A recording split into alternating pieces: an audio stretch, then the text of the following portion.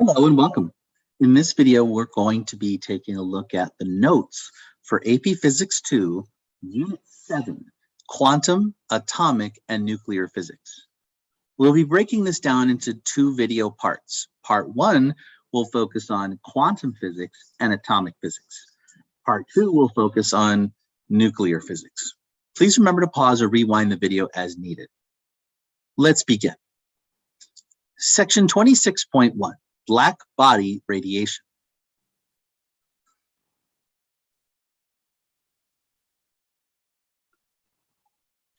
Scientists studied the absorption and emission of infrared radiation and visible light from hot objects by modeling that as what's called a black body. So as the name would suggest, a black body absorbs all incident or incoming light and converts the light energy into thermal energy. In other words, no light is reflected. Then the black body radiates the electromagnetic waves solely based on its temperature. So what we're going to do is we're going to look at the absorption of light and the emission of light and how that affects the electrons that are bound to an atom. Okay, so let's begin by stating Planck's quantum hypothesis. This is named after Max Planck. In Planck's model, the charged particles inside radiating objects were still responsible for producing electromagnetic radiation. However, they could only radiate in discrete portions called quanta. He proposed that each microscopic oscillating charged particle had some kind of fundamental portion of energy proportional to its frequency. That is the basic foundation behind Planck's model, is that the energy is proportional to the frequency. What does it mean for something to be quantized? And how is this different from continuous? Well, if you look at the stairs over to the right here, you can see a continuous gradual slope, right? In which case every single level all the way up the stairs, all the way up the ramp, represents the next highest point. Whereas stairs represents a very discrete way to make your way up a particular height, because if you step halfway, you don't get to the next highest stair.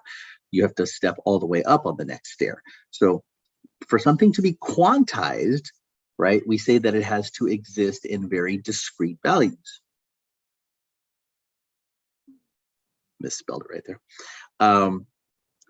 If something is considered continuous, then it can exist at any value, like you see from the ramp model over to the right.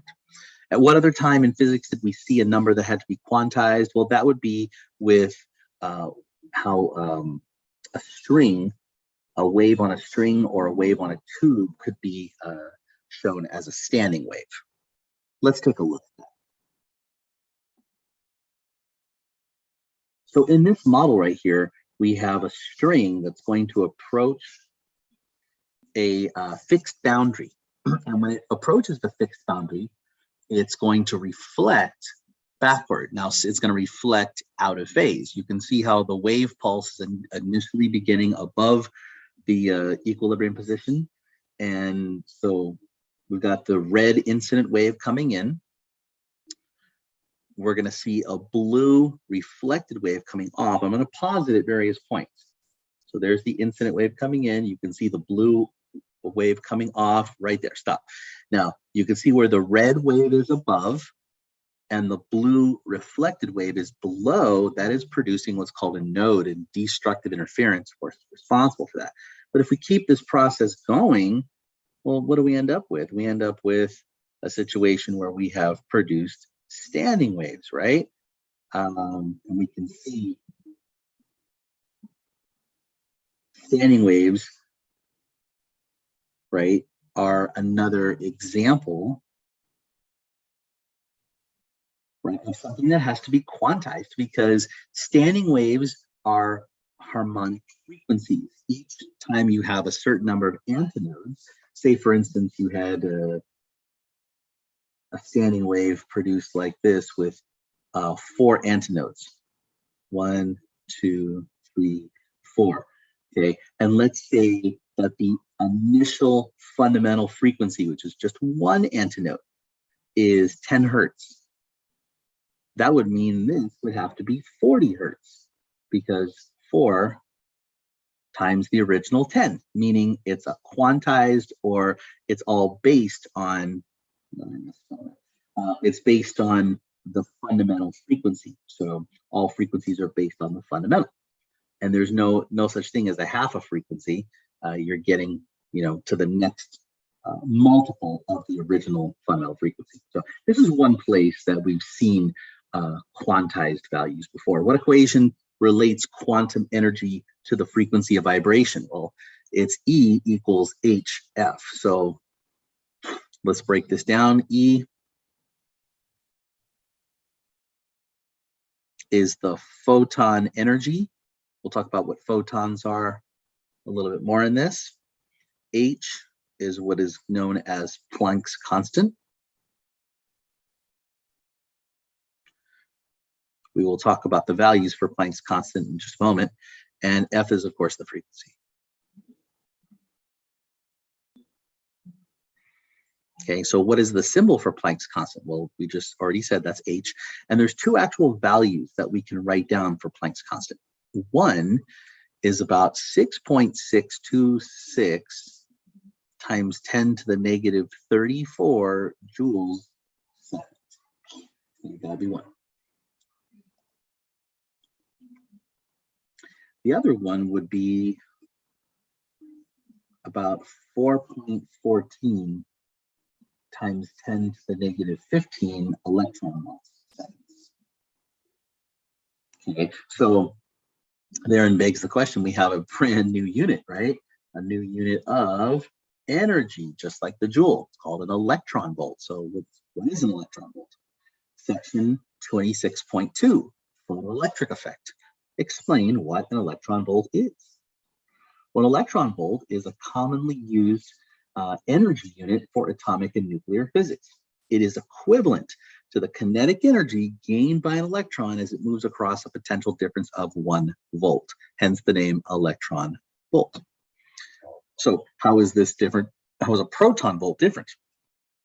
Well, a proton volt would be the amount of energy gained by a proton when accelerating across a 1 volt potential difference. A Coulomb volt would be the amount of kinetic energy any 1 Coulomb charge gains through a 1 volt potential difference.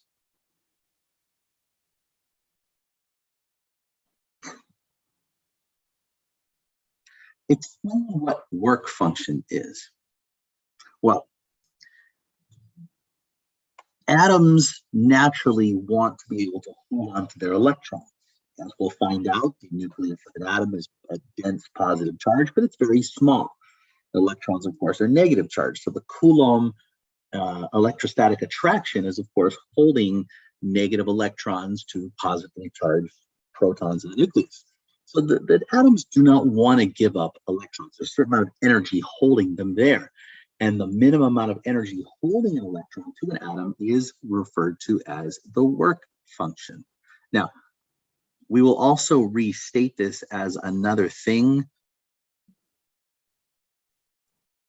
also known as ionization energy, okay, which is the energy needed to remove an atom and make an atom an ion.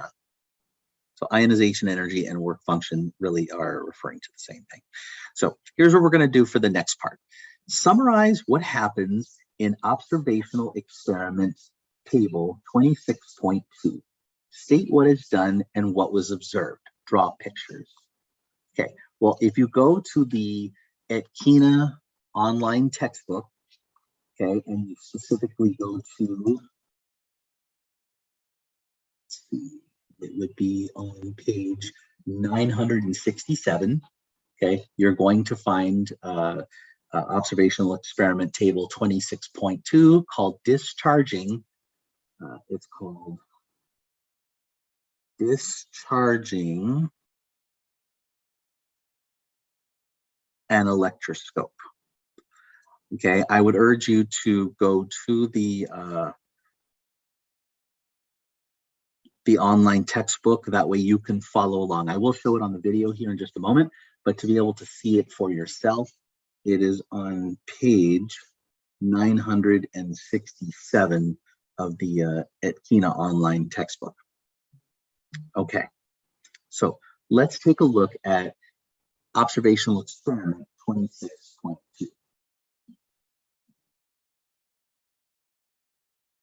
Okay, if you take a look at this, we talked about discharging an electroscope way back when we looked at charging by friction, charging by conduction, charging by induction, and what happens, how an electroscope can qualitatively show evidence that charges can be moved and distributed, right?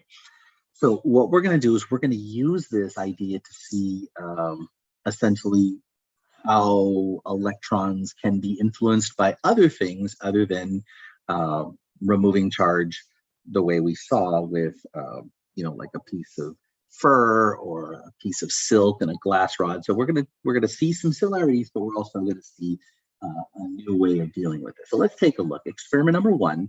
We take a plastic rod, rub it with felt, and touch it to the electroscope. Okay.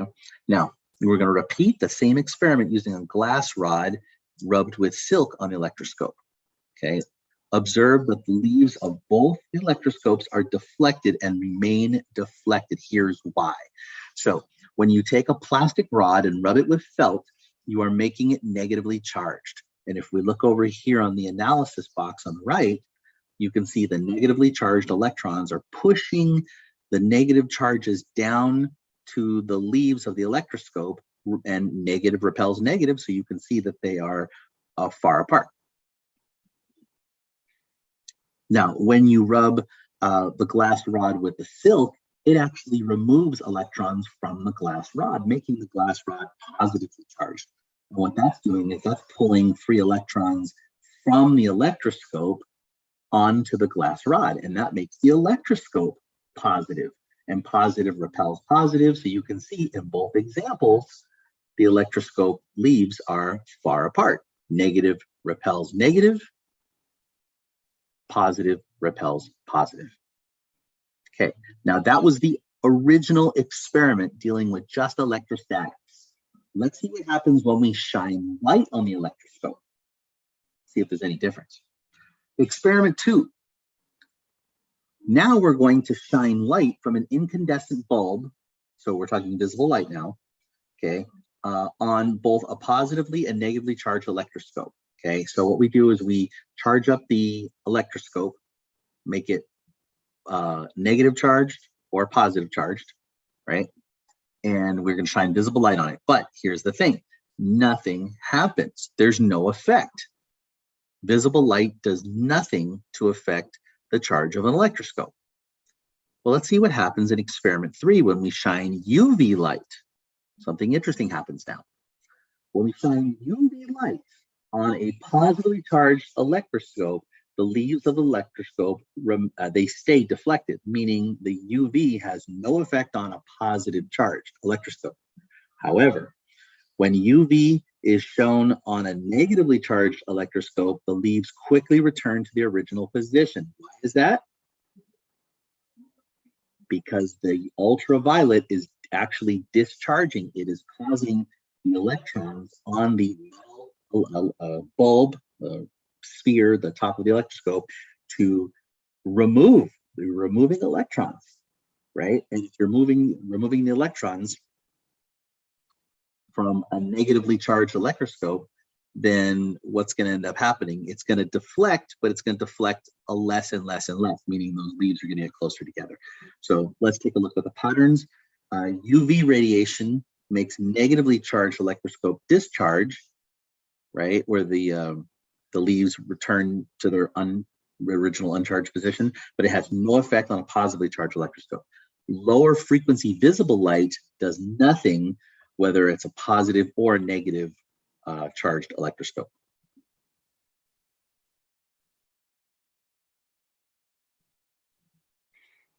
Please take a moment, pause the video, and summarize what happened in Observational Experiment 26.2. Again, state what was done, state what was observed, draw pictures in this space provided. When you're done, go ahead and resume the video.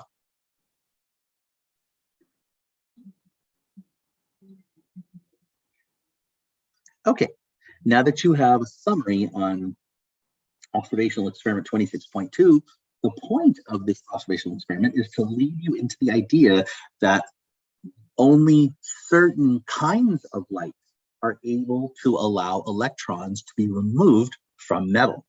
Visible light clearly wasn't a high enough frequency to do it, but ultraviolet was a high enough frequency, and ultraviolet only affected the electron removal, had no effect whatsoever on positive charged or positively charged electroscope.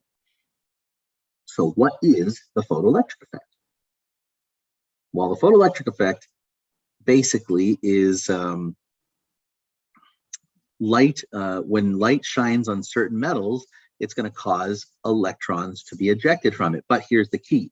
It's light of very specific frequencies. Let's take a look at some of this in action.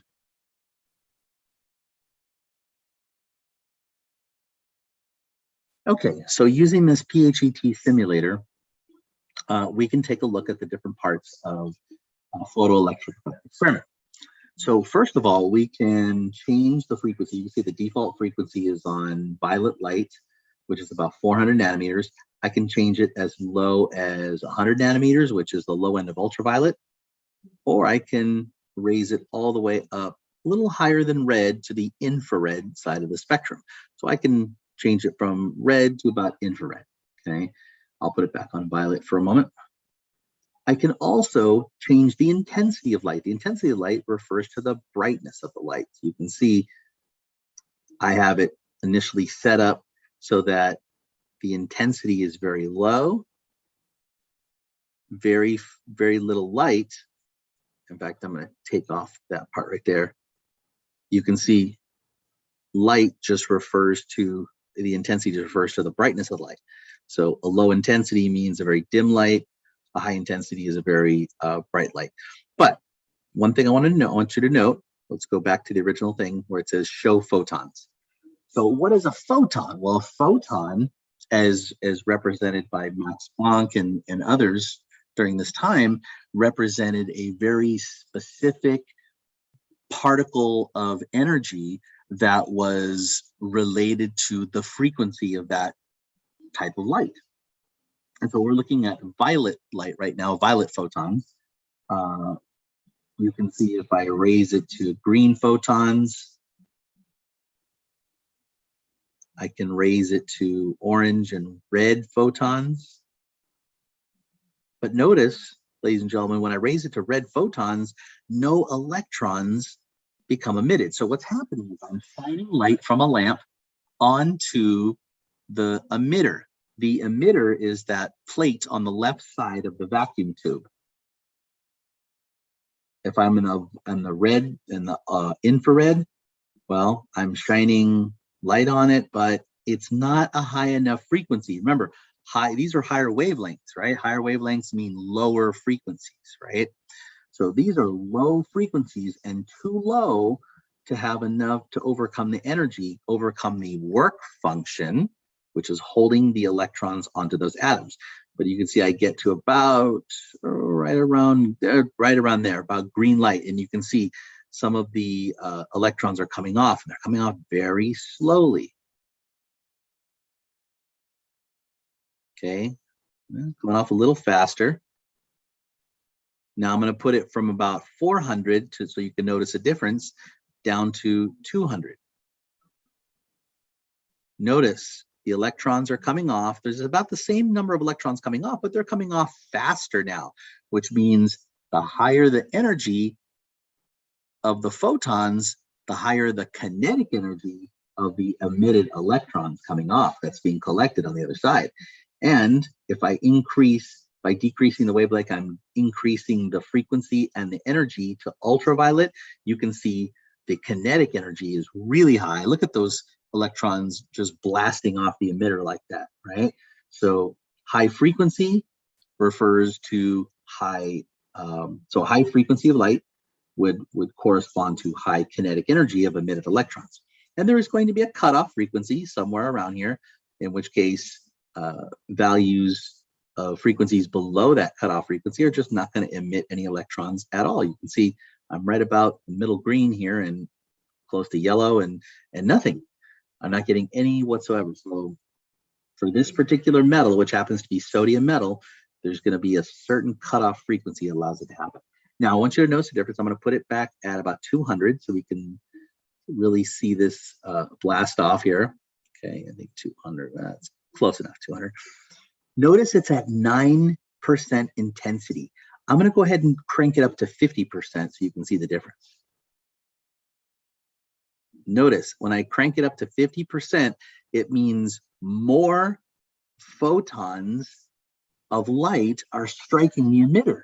And for every photon of light that's striking the emitter means more electrons are excited and thus ejected from the metal. So not only they're moving the same speed, the kinetic energy is the same because I have it at the same frequency of ultraviolet light, but there's more of them now. So clearly increasing the intensity of light doesn't affect the kinetic energy, but it affects the number of emitted electrons.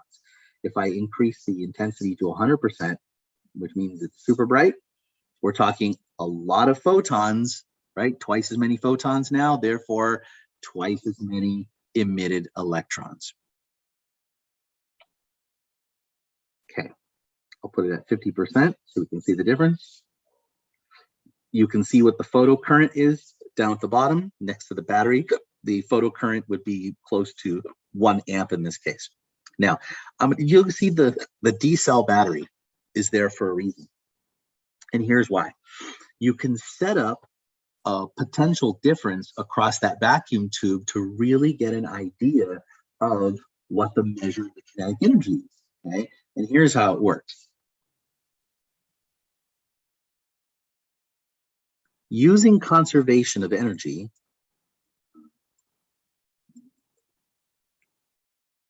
energy initial equals energy final, the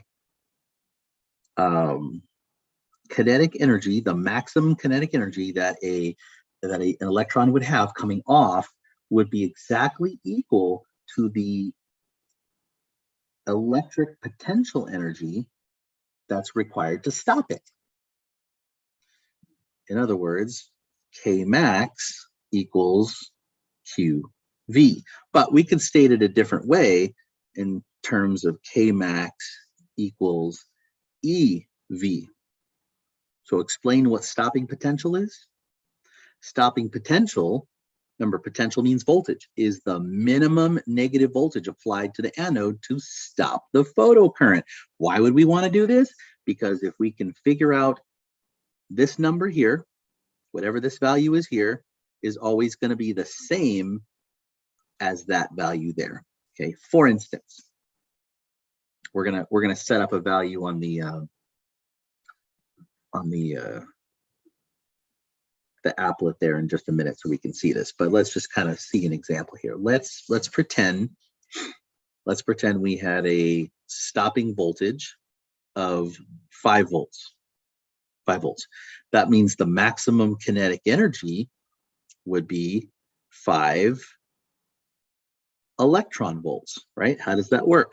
Well, it's electrons times the stopping potential, and if I just replace the stopping potential with 5 volts, and I just kind of rearrange this a little bit, I get 5 electron volts. So the value, the magnitude of the kinetic energy is always going to be the same as the magnitude of the stopping voltage.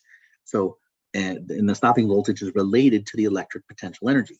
So again, this is a conservation of energy idea.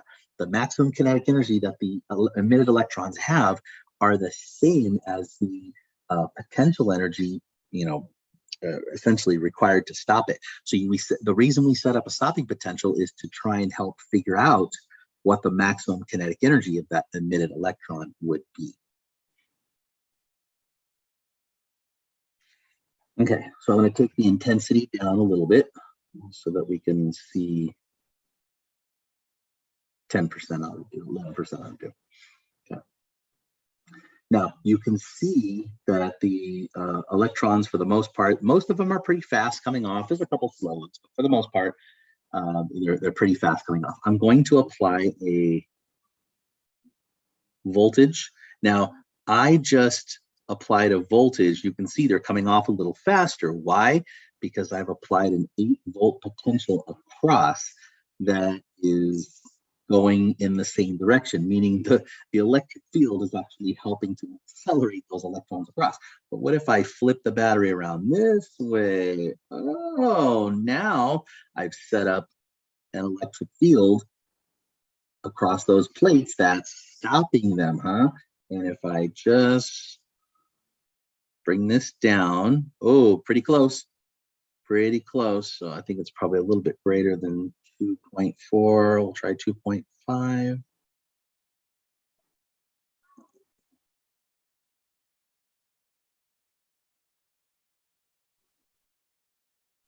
.6. That's pretty close. See how some of them are still making it across? So it's not quite it yet. I'm going to try -3.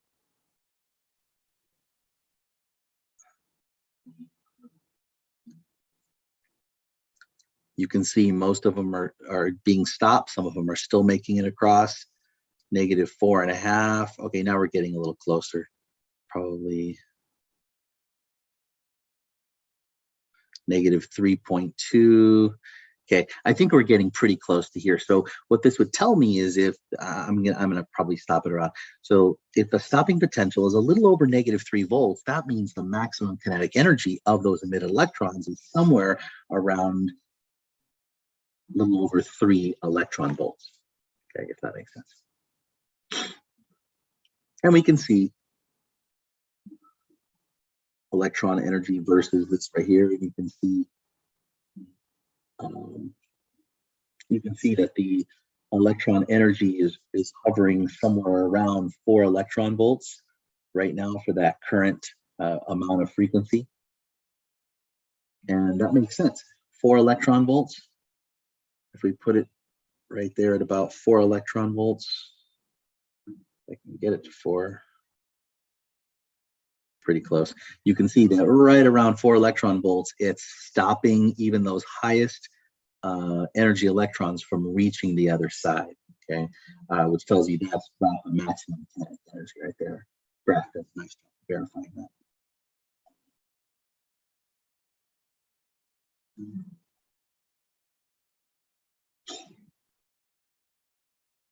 Okay.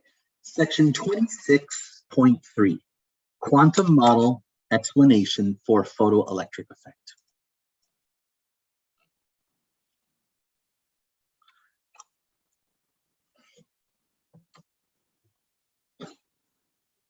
Again, we can also use the idea of conservation of energy to explain this one as well. So I'm going to do this over to the side. Actually, I'll do it above here. So conservation of energy tells us that we have energy initial equals energy final. So what would the initial energy be? Well, the initial energy would be the photon energy. Okay, so we have the initial energy coming in would be the energy, I'm going to call it EP, energy of a photon. Okay, that's the initial energy. That's the energy coming in. Now, the energy coming out would be 2 things. It would be the maximum kinetic energy of the electron plus the work function. So this is the energy of a photon.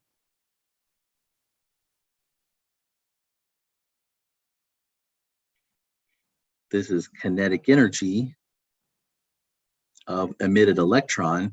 And this little symbol right here, just so that we can make sure we get this right, this is the Greek letter phi, and it is the symbol for the work function, which, if you remember, is the energy that is holding the electron to the atom, right? Now I'm going to rearrange this and solve the equation for max kinetic energy. And I get max kinetic energy is equal to the energy of a photon minus the work function. Okay, so if this number here, if the energy of a photon is greater than the work function, then electrons are ejected. Think about that. If this number is greater than this number, that means you have a kinetic energy greater than 0, which means the electrons are emitted from the atom.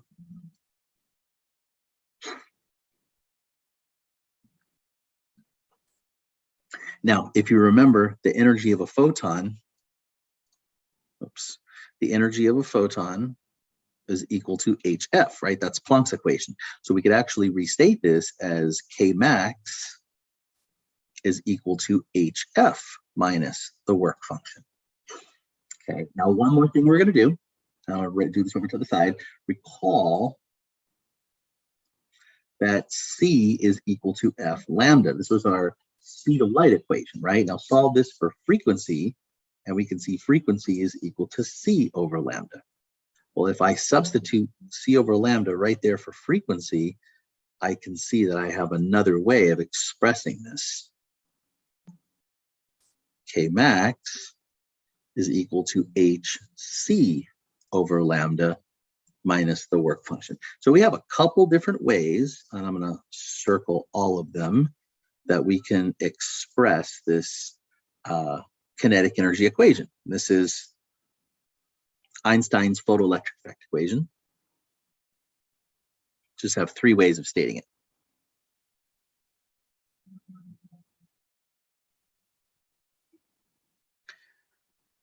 Okay, what is the cutoff frequency? The cutoff frequency, right, is sometimes referred to as the threshold frequency, and it's the minimum frequency needed in order for electrons to be ejected from a metal surface. So it's the minimum amount of frequency needed in order to eject electrons. Okay, so what would this look like graphically? Let's take a look.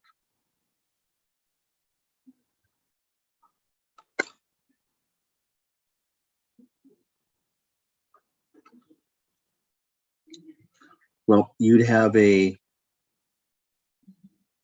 minimum amount of frequency here, and if you look at the actual value of this equation, I'm going to take this equation right here. We have K max is equal to HF minus the work function. Well, work function's energy, and energy you need to overcome, which means that's going to be negative energy. Negative energy you have to overcome. Negative energy just means energy you have to overcome. It's not energy in a particular direction. It's like an energy debt. And then kinetic energy can only be positive. Only positive. Okay, and what you have there, if you look carefully enough, you have a linear equation. Y equals mx plus b. We have kinetic energy on the y-axis, frequency on the x-axis. What does that mean? You have a line that would look like this, where this value here, the y-intercept, well, that would be the work function, wouldn't it?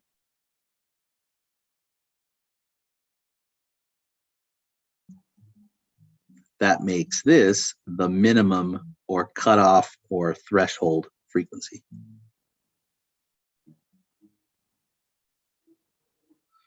One last thing to note about this, the slope of this line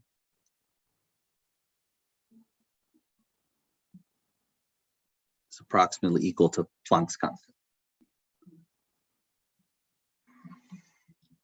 Okay, so we saw this in the video animation. In order to increase the number of ejected electrons, what do we have to do? Well, we would have to increase the brightness of the light, or the number of photons. So if the number of photons increases, the number of ejected electrons increases. In order to increase the speed of the emitted electrons, which is also increasing the kinetic energy of emitted electrons, you have to increase the energy. And remember, energy is proportional to frequency. So we have to increase the frequency to increase the kinetic energy, which would increase the speed. Explain what a photon is and give two equations for the energy of a photon. So let's come down to a very specific explanation of photon here. A photon is essentially a very discrete portion of electromagnetic radiation that has energy. It's a little package of light, a little particle of light.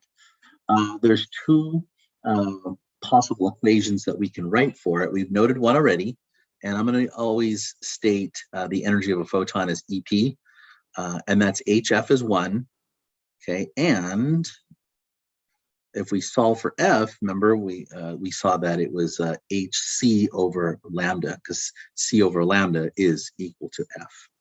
So you have two possible values for it. Okay. Now, I talked earlier about Planck's constant. Well, if Planck's constant is a constant, right, and recall Planck's constant, one of the values is 4.14 times 10 to the negative 15 electron volts seconds. Well, C is also a constant, 3 times 10 to the 8 meters per second. And if you multiply a constant times a constant, you get another constant, which we're going to call HC. Now, there are two values for HC, but the one most common you're going to use involves the one with the unit of nanometers, okay? And it's 1240 electron volt nanometers is the value we're going to use for HC. You don't need to memorize this. This is shown in the table of information on the front of your AP exam equation sheet, okay? So for HC, we're going to use 1240. I miswrote the unit there. It's EV nanometers, EV nanometers. Okay, so if humans can see light between 400 nanometers and 700 nanometers, what photon energies can be seen? So in other words, let's convert. So we're going to talk about the energy of a 400 nanometer light, which would be HC over lambda. We're going to go 1240 electron volt nanometers divided by 400 nanometers. You can see why we write it this way, because nanometers cancels, leaving you with the energy in electron volts. When we take 1240 divided by 400, we get 3.1 electron volts.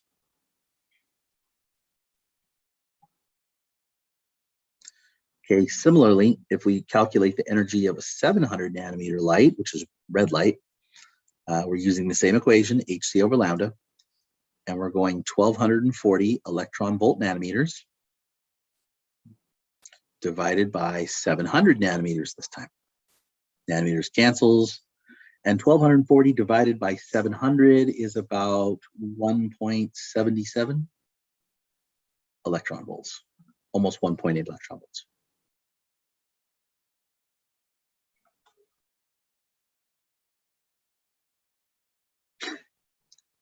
All right, let's take a look at the following example. Consider a slab with dimensions 1 meter by 2 meters made of metal of work function phi equals 1.02 electron volts. It lies on the ground with the sun directly overhead, and the intensity of light is 1,370 watts per square meter. Assume all of the photons are yellow, which means wavelength 600 nanometers. Okay, so a couple of things I'm going to remind you of before we do this work. One, we're going to use HC is equal to 1240 EV nanometers. That's one. Number two, what is an electron volt equivalent to? 1.6 times 10 to the negative 19 joules. That number should look very familiar to you. That's because 1 coulomb of charge, an electron, and the charge of an electron called the elementary charge is 1.6 times 10 to the negative 19 coulombs of charge. So that number should make a lot of, should be familiar anyway. But 1 electron volt, that's how you can convert between joules and electron volts. Again, this is found on the table of information too. When would you need energy in electron volts? Very simple. When you're using the equation E is equal to hc over lambda. We're going to be in electron volts. Okay. When we are using the equation kinetic energy is 1/2 mv squared, meaning kinetic energy in speed, well, then we're going to be in joules. Okay. So you will have to be able to convert between the two comfortably. Part A, what is the energy of a single photon? Okay, well, let's figure this out. We're going to answer in joules and electron volts. Well, first I'm going to answer in electron volts and then convert it to joules because I think that's a little easier. So EP is equal to hc over lambda. So it's going to be 1240 electron volt nanometers divided by 600 nanometers. Nanometers cancels, and the energy of that photon would be about 2.1 electron volts. Okay, so that's our answer in electron volts. But now if we multiply this by the fact that 1.6 times 10 to the negative 19 joules is equivalent to 1 electron volt, right? We can convert to electron volts. So multiply your answer by 1.6 times 10 to the negative 19, and we get about 3.3 times 10 to the negative 19 joules. So it's helpful to be able to have our answer in electron volts and joules. And you can see why do we have answers in electron volts? What's the point of that? Well, isn't the number 2.1 so much easier to work with than this super small number here? That super small number is required for kinetic energy equals 1/2 mv squared calculations, but it's not very convenient. So electron volts are just a lot easier to work with. Part B, how much light power is being absorbed by the slab? Well, you might remember from our last unit that the intensity of light is equal to the power divided by the area, okay? And the area here, we're talking about a rectangular area, so area is length times width, which would be 1 meter by 2 meters or 2 square meters, right? There's our area. Okay, now what's the power on this? Well, we're solving for the power, so solve for the power.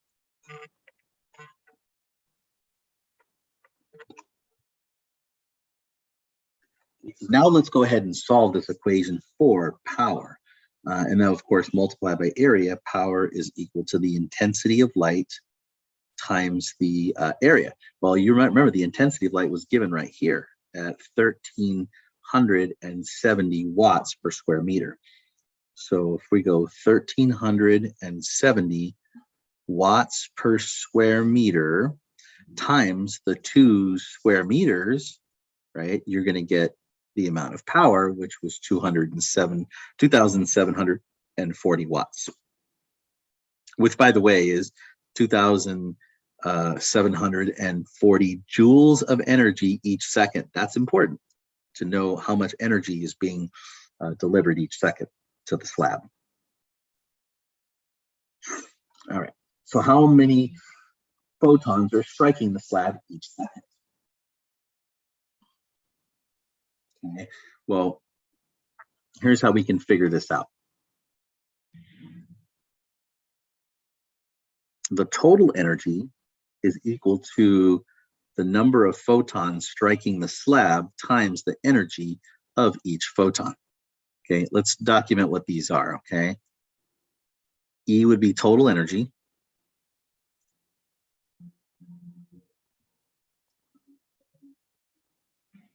Which is 2,740 joules. Because remember, we're talking each second, and the watts over here is joules for each second. So the total energy would be 2,740 joules. The number of photons, well, that's what we're looking for. And the energy of each photon, we found that earlier. The energy of each photon is the was found above. We had two values, if you recall. We had 2.1 electron volts and 3.3 times 10 to the negative 19 joules. Okay, so since I have an energy in joules, I have to use the energy here in joules. So solving for N, we get E, the total energy, divided by the energy for each photon. So the total energy is 2,740 joules. over 3.3 times 10 to the negative 19 joules for each photon. And we get roughly about 8.3 times 10 to the 21 photons, right? A lot of light, a lot of photons, light coming into that slab every second.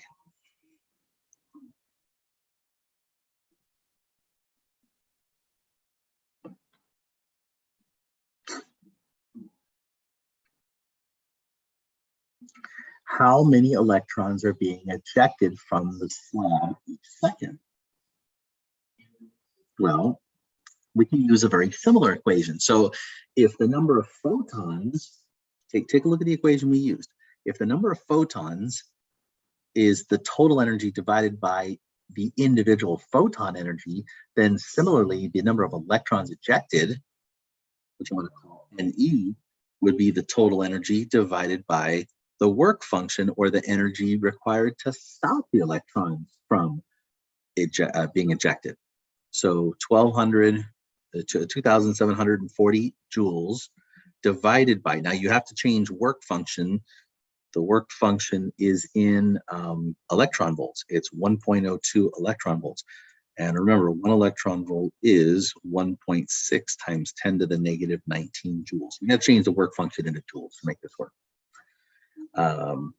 Multiply those two, and we get about 1.63 times 10 to the negative 19 joules.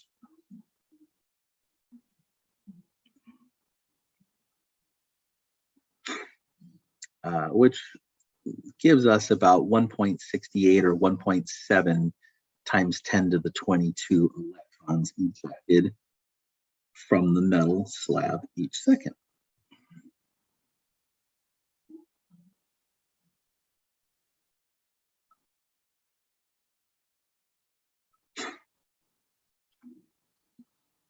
Part E. What is the current of the electrons leaving the slab? Okay, so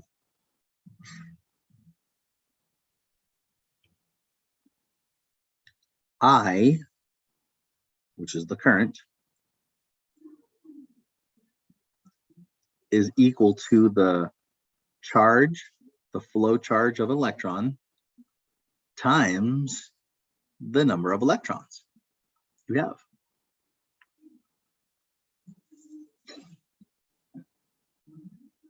Okay, because remember, this wasn't just the number of electrons, it was the number of electrons each second.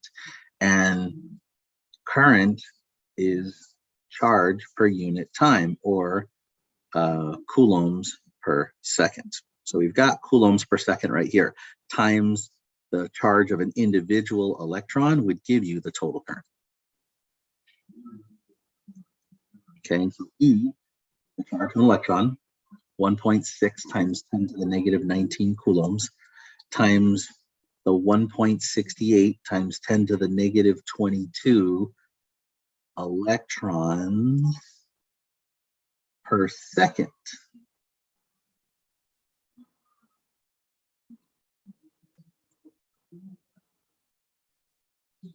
Okay, we get a pretty large amount of current, about 2,686, almost 2,700 amps of current. That's a lot of current there.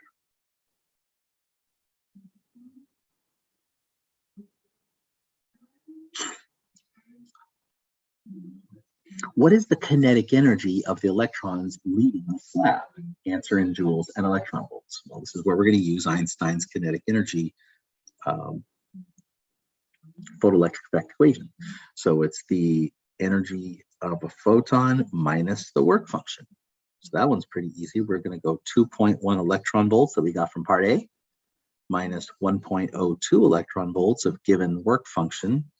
And we have 1.08 electron volts of kinetic energy of each electron leaving the slab. And if we convert that into joules, take 1.08 electrons and multiply it by 1.6 times 10 to the negative 19 joules for each electron volt. And we get about 1.73 times 10 to the negative 19 joules.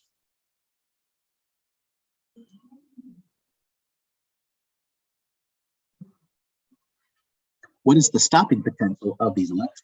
Well, this is what I mentioned earlier in the notes. The maximum kinetic energy is equal to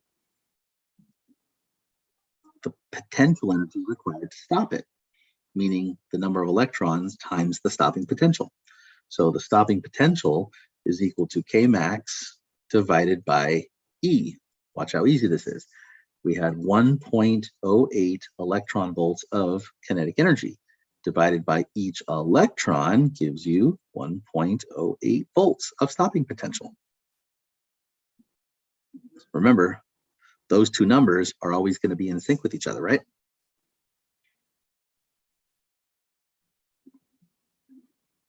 What is the cutoff frequency for this metal? Okay, now we can use Einstein's Photoelectric Effect equation to sort of derive this new equation. So here we go. K max is equal to HF minus the work function. I'm going to go back to the previous page where we had our graph to see this a little clearly. Notice the cutoff frequency is the lowest amount of frequency, but it corresponds to a point of 0 kinetic energy, right? Let's use that to our advantage here. So the cutoff frequency I'm going to call FC occurs when the kinetic energy is equal to 0. So 0 equals HF minus the work function, or HF sub C equals the work function. So solving for the cutoff frequency, it's going to be the work function divided by Planck's constant. So cutoff frequency, the work function is 1.02 electron volts.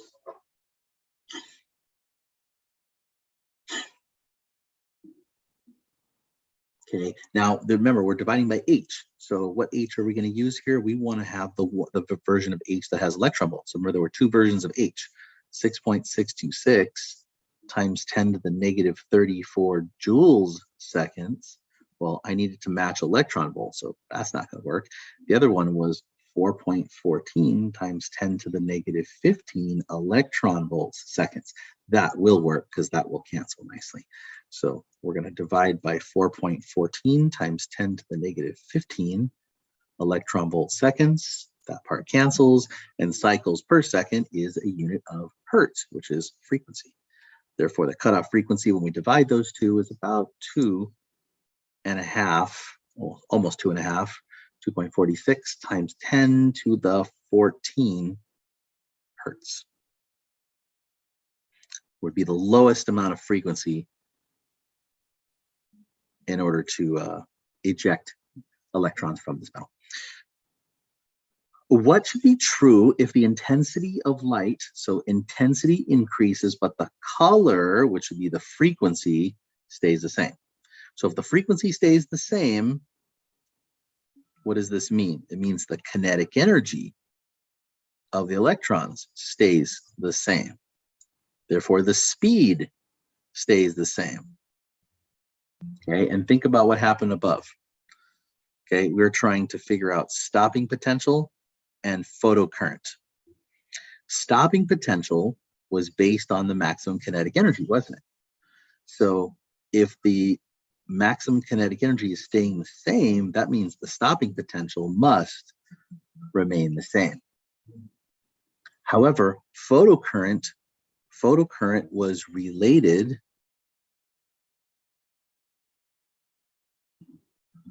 to the total energy E. If you look above here, the photocurrent I is equal to the number of electrons times the charge of each electron, but the number of electrons was related to the total energy. So the total energy, keep following it back, the total energy here was related to the energy of each photon. So times the number of photons, right? So if you have more photons, you're going to have more energy. So more photons means higher energy, means higher photocurrent. Photocurrent increases. Which would be true if sunlight color is now blue, but the intensity remains the same. So if the intensity remains the same, that means the photocurrent, is going to be the same. We just saw the reasoning for that right here. Okay, but what about if the color's blue? What happens with blue? Blue is a lower wavelength than yellow, which means it is a higher frequency. Okay, so higher frequency, and you can use this equation here to verify that, hc over lambda. If the wavelength went down, the frequency and thus the energy have gone up. Okay, now if the energy has gone up, remember the equation, kinetic energy is equal to energy of a photon minus the work function. The metal did not change, the slab didn't change, the color of the photon did. So if the energy of the photon increases, the maximum kinetic energy increases, and if the maximum kinetic energy is related to the stopping potential. If the maximum kinetic energy increases, the stopping potential must also increase.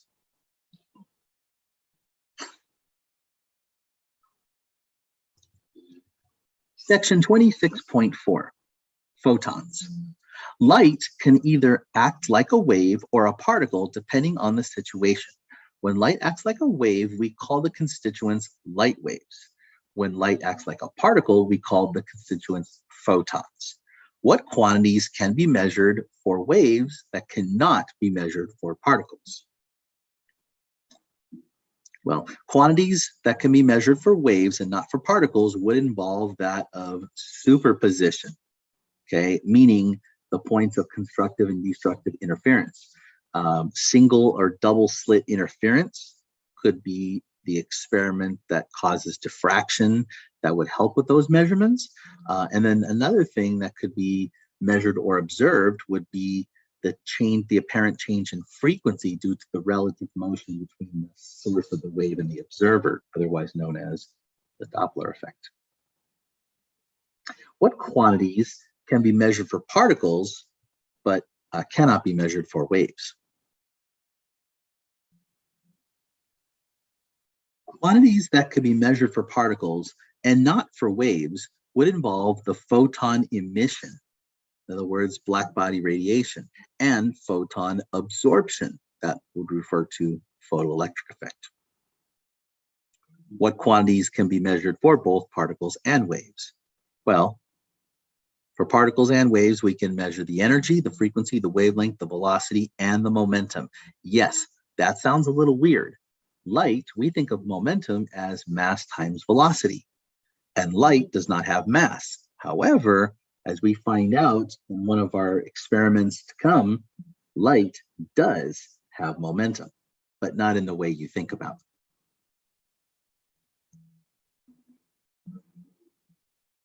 What quantity is zero for all photons? Well, that would be the mass. Photons of light are massless, so they have momentum in a different way than mass times velocity that you're used to. What phenomenon does light display that suggests light is a wave? Well, light can diffract and interfere, such as Young's double slit and the single slit experiments prove. What phenomenon does light display that suggests light acts like a particle? Well, that would be the photoelectric effect. The photoelectric effect shows that light can act like photons and discrete particles of energy rather than waves of energy. So light actually behaves like particles and waves in different ways in different times.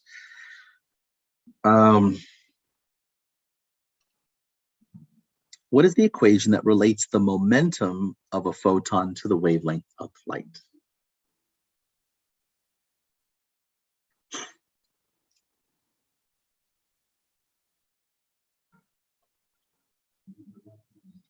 Okay, so we've got energy equals hc over lambda.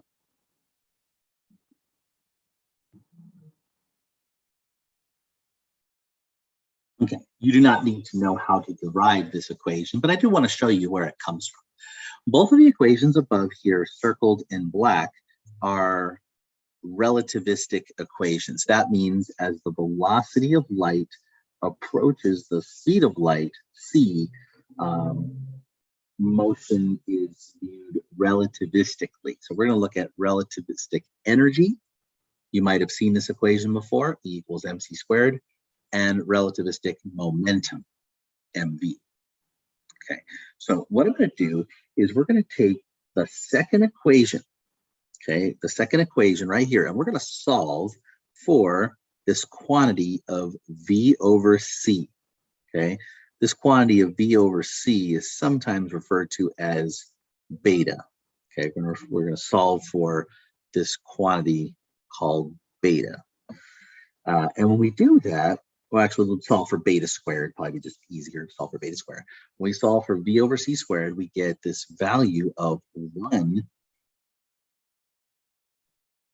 minus m squared v squared over p squared, where p is the momentum, the relativistic momentum. Okay, now when we plug all of that, when we plug all of that right in here for v squared over c squared, you get this. You can see the ones cancel, which gives you the square root of m squared v squared over p squared, which would all simplify to mv over p. And you can see the masses are going to cancel. And as v approaches c, I'm able to cancel not only the masses right here, but I'm also able to cancel this with one of these as the speed approaches the speed of light, leaving you literally with p times c, momentum times the speed of light.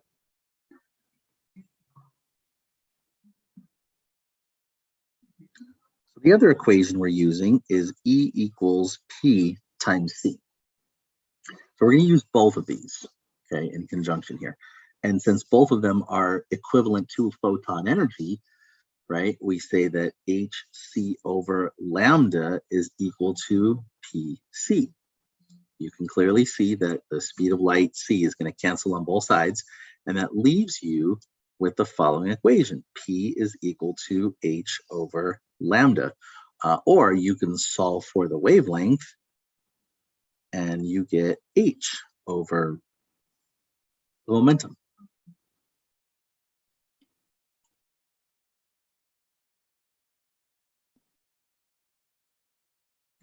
Okay, this is interesting because you're relating the idea of this is the energy of a photon.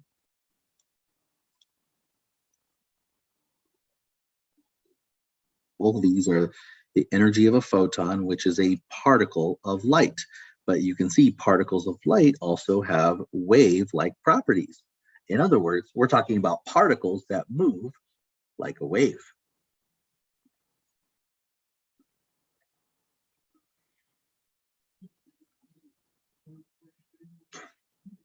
Section 26.5, how are X-rays produced?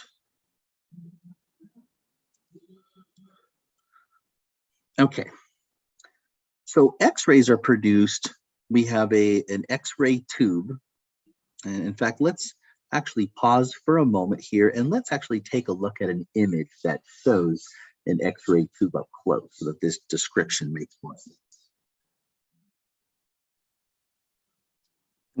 Take a look at this particular image here. You see the cathode over on the side, on the left side, and the anode, the negative side, over on the right side. There you have a vacuum tube there so that you can eliminate any possible obstructions or resistance, because air molecules can absorb or scatter or basically get in the way of electrons. So if we want to just have the electrons go from one side to another unobstructed, we're going to do this in a vacuum tube, right? Okay, so on the cathode side, which is the left side, you can see there, you're going to increase the temperature. You're going to do that by having a heating element right there. Higher currents heat up. Therefore, what's going to happen? You're going to be able to create a very high temperature on the cathode side. But because these temperatures get so hot, the kinetic energy of the free electrons becomes very high. The kinetic energies become high enough for the metal, the electrons, to escape the metal entirely. So we learned back in our thermodynamics unit that temperature relates to that's the whole idea of kinetic theory, is that the average kinetic energy of the molecule relates very much to the temperature. So because of the high voltage drop between the cathode and the anode, the escaped electrons are accelerated from left to right, from the cathode side to the anode side. When the electrons reach the anode, they collide with the target anode and they stop. Because the target anode, it's going to cause the target anode to emit radiation. Well, the type of radiation that's emitted during this collision turns out to be X-ray photons. So this X-rays were discovered accidentally, and because they were so mysterious and didn't quite have any basis of understanding at the time, they were given the mysterious name of X-ray, and that name has just stuck, for 100 years. Let's take a look at the following example.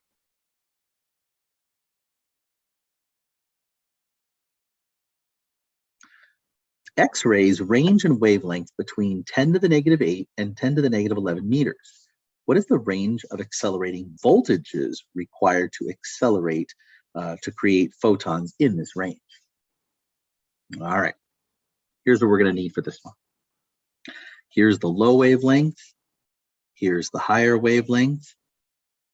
We are going to need conservation of energy here. And conservation of energy would tell us that the energy of the photon is equivalent to the potential energy. And so the energy of the photon would be hc over lambda. We could use hf or hc over lambda. I think hc over lambda would be better because you're given the wavelengths and not the frequencies. So hc over lambda would be energy of your photon. And that's equal to Q times V, and we're solving for the voltages. So the voltage is going to be HC over Q times the wavelength. Okay. Now, what value we're going to be using for HC? We saw earlier in an earlier example that HC is 1240 electron volt nanometers. That's great if your energy is in electron volts, but what if your energy is in something else? Or how about this? What if your wavelengths are not in nanometers? What if they're in meters? So we have another version of HC, just like we have two versions of H, a Planck's constant, we have two versions of HC. This one would not work so well this time. Well, the other version of HC is 1.99 times 10 to the -25 joule meter. And that works perfectly because our wavelengths are given in meters. Okay, so let's try this. The voltage on the lower side, okay, we're going to go HC over Q times lambda. So we're going to go 1.99 times 10 to the -25 joule meters over the charge. Now this is the element, Q would be the elementary charge, okay, because think about it, what's actually going on here? Q is the charge of an electron, because remember, photons of light were exciting electrons, and those electrons were the things that were colliding with the target and causing the emission of X-rays, right? So 1.6 times 10 to the -19 coulombs of charge of electron times the low wavelength would be 1 times 10 to the -8 meters. You see that cancels. And joules per coulomb gives you volts. Because remember, electron energy, if you remember how this worked, electrical potential energy was equal to Q times V. So if you solve for V, the potential, it's equal to energy over charge, or joules per coulomb. A volt is a joule per coulomb. Let's see, let's put that in our calculator. And we get about 124 volts.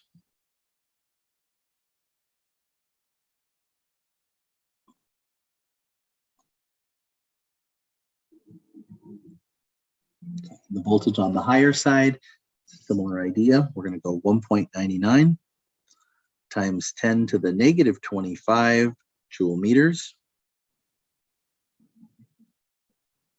over 1.6 times 10 to the negative 19 coulombs times the higher wavelength, which is 1 times 10 to the negative 11 meters. Meters cancels. Put that in your calculator. And you can see there's an order of magnitude of 3 orders of magnitude higher, which means you're dividing by 1,000 more. Okay, dividing by 1,000 more means you're multiplying your answer by 1,000 more. So we get 124,000 volts.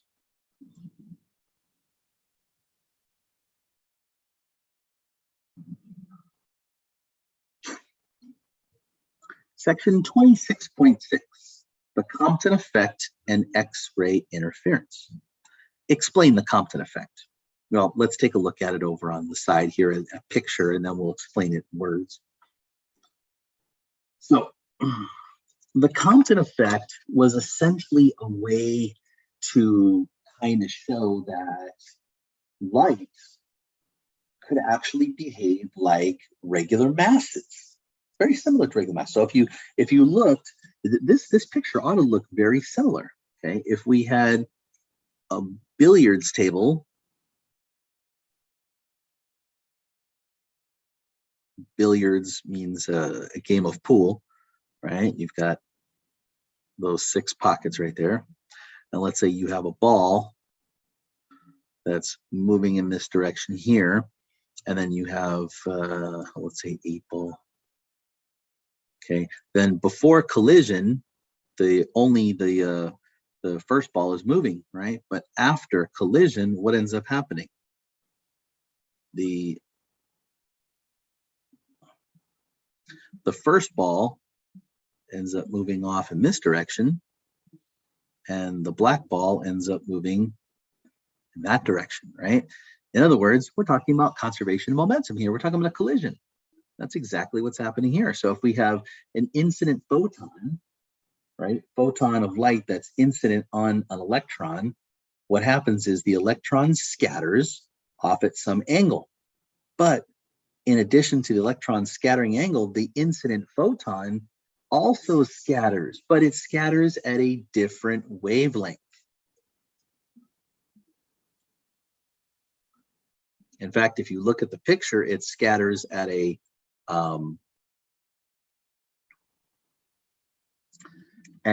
higher wavelength.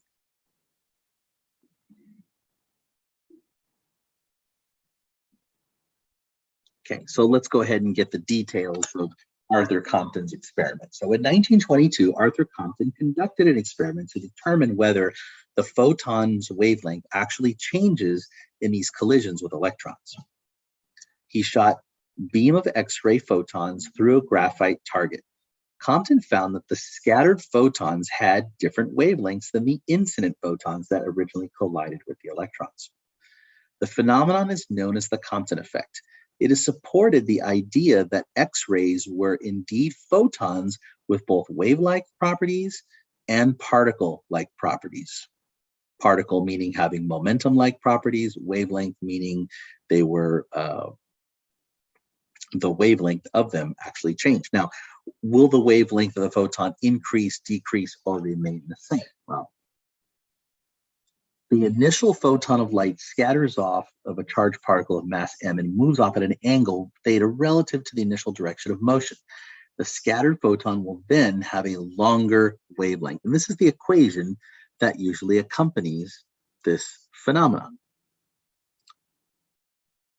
Theta final minus theta initial. So the change in wavelength is equal to h, Planck's constant, over the mass of an electron times c, m times c, 1 minus cosine of theta. Okay. Now let's think about this right here. If theta gets bigger, okay, that means phi is going to get bigger. Scattered angle will get bigger. Okay, so if theta gets bigger, Now remember, cosine of 0 is 1. 1 minus 1 is 0. Okay, but cosine of 90 is 0. So as theta gets bigger, the cosine of theta gets smaller. And 1 minus a bigger number, right, means that this is a greater difference. Greater difference in wavelengths. How are you going to get a greater difference in wavelengths? This has to be longer.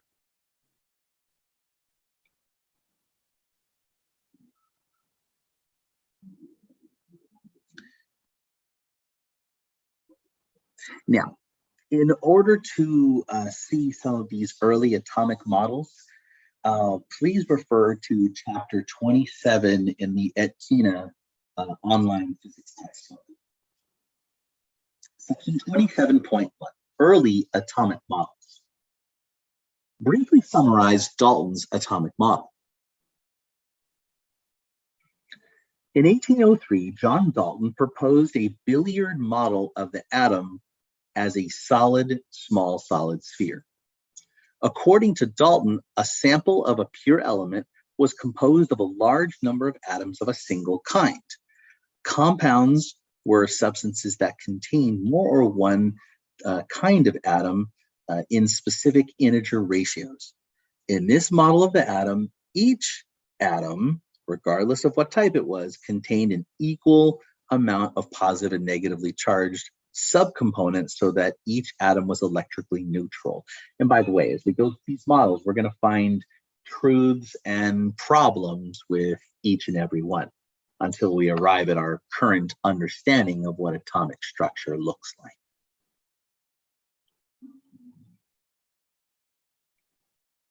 Briefly summarize Thompson's atomic model. Well, J.J. Thompson proposed a model where the atom was similar to a spherical shaped plum pudding. Yes, I know that sounds very odd. The pudding, the plums, represented electrons embedded in a massive sphere of diffused positive charge represented by, of course, the pudding. This model explained the electrical neutrality of the atom, which is good. However, it could not explain how atoms are capable of emitting light, right? So that's the problem.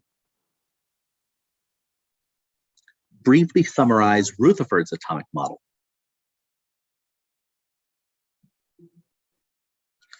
Rutherford hypothesized that the atom's mass was not spread uniformly throughout the atom, but was, in fact, said concentrated in a very small region, which was called later on the nucleus. Well, if this were true, then we have a beam of alpha particles, which are positively charged helium nucleuses.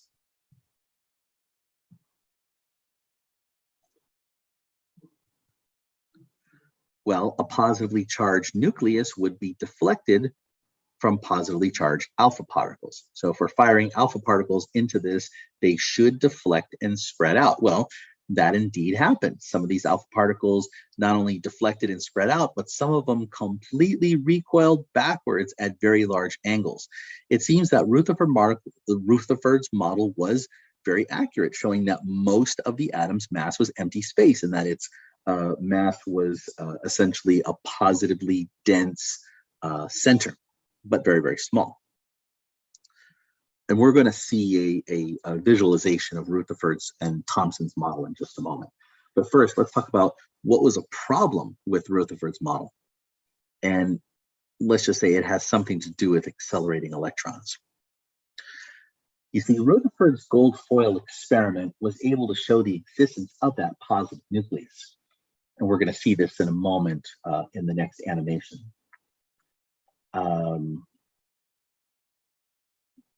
However, the big question still remained about electrons. Rutherford essentially thought and proposed what he referred to as a planetary model. He basically said that electrons orbit the nucleus like planets orbit the sun. Okay, now as discussed earlier, an accelerating electron emits EM radiation.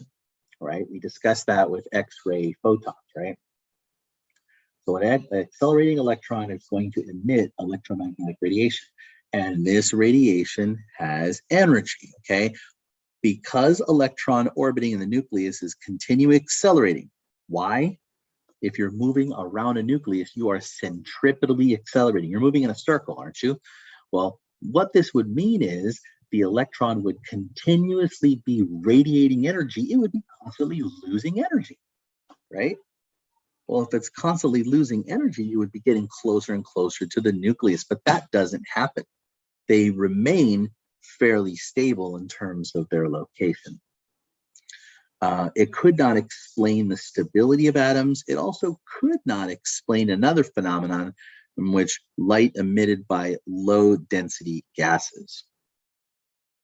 What other evidence indicated that Rutherford's model needed fixing? It has to do with spectra.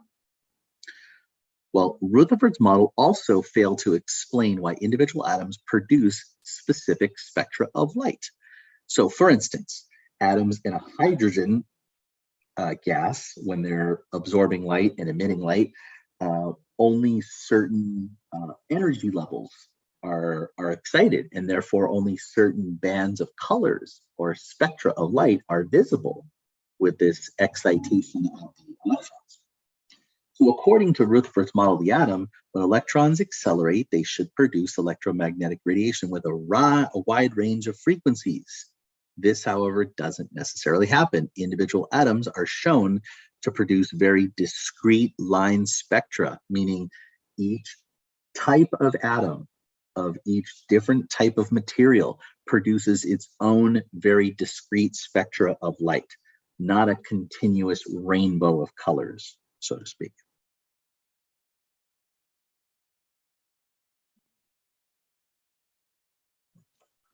Now, if you look at this PHET simulation here, over on the left-hand side, you'll see some alpha particles that can be shot towards a piece of thin gold foil.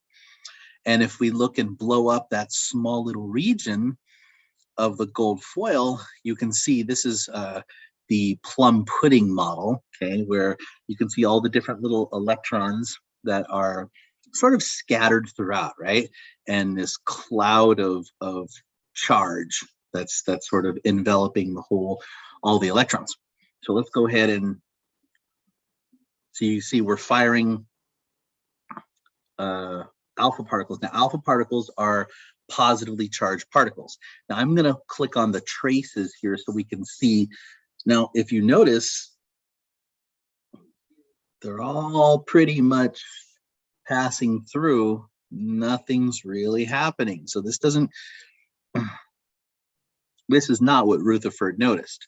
This was J.J. Thompson's model, right? Now, Rutherford's model is a little different.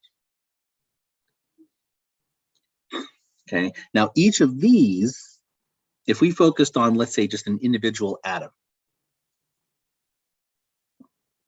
then you can see that alpha particles getting close to the nucleus of this atom are significantly deflected. Why? Alpha particles are positive. Nucleus must therefore be positive in order to repel. Positive repulsion, right? If we look at the other version of this, we can see if you take a look at various nuclei here, you can see how the positively charged alpha particles, alpha particles, a helium nucleus, the positively charged alpha particles are deflecting from the positively charged nuclei in each of these atoms. But notice how most of the alpha particles just pass straight through undeflected. That gives rise to the idea that atoms are essentially about 99% or more than 99% empty space, right? And then the very small but very positively charged dense nucleus at the center.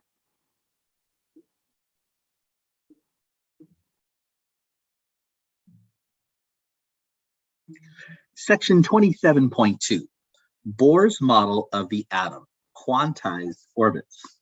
State Bohr's postulates about his atomic model. Well, we're talking about Niels Bohr, and Niels Bohr is essentially credited for really the atomic, I guess what we know today is the basic atomic structure. However, his model truthfully only works for hydrogen.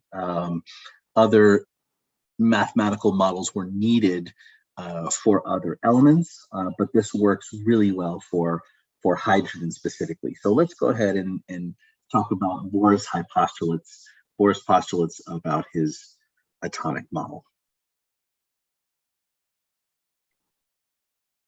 Number one, the atom is made up of a small nucleus and an orbiting electron.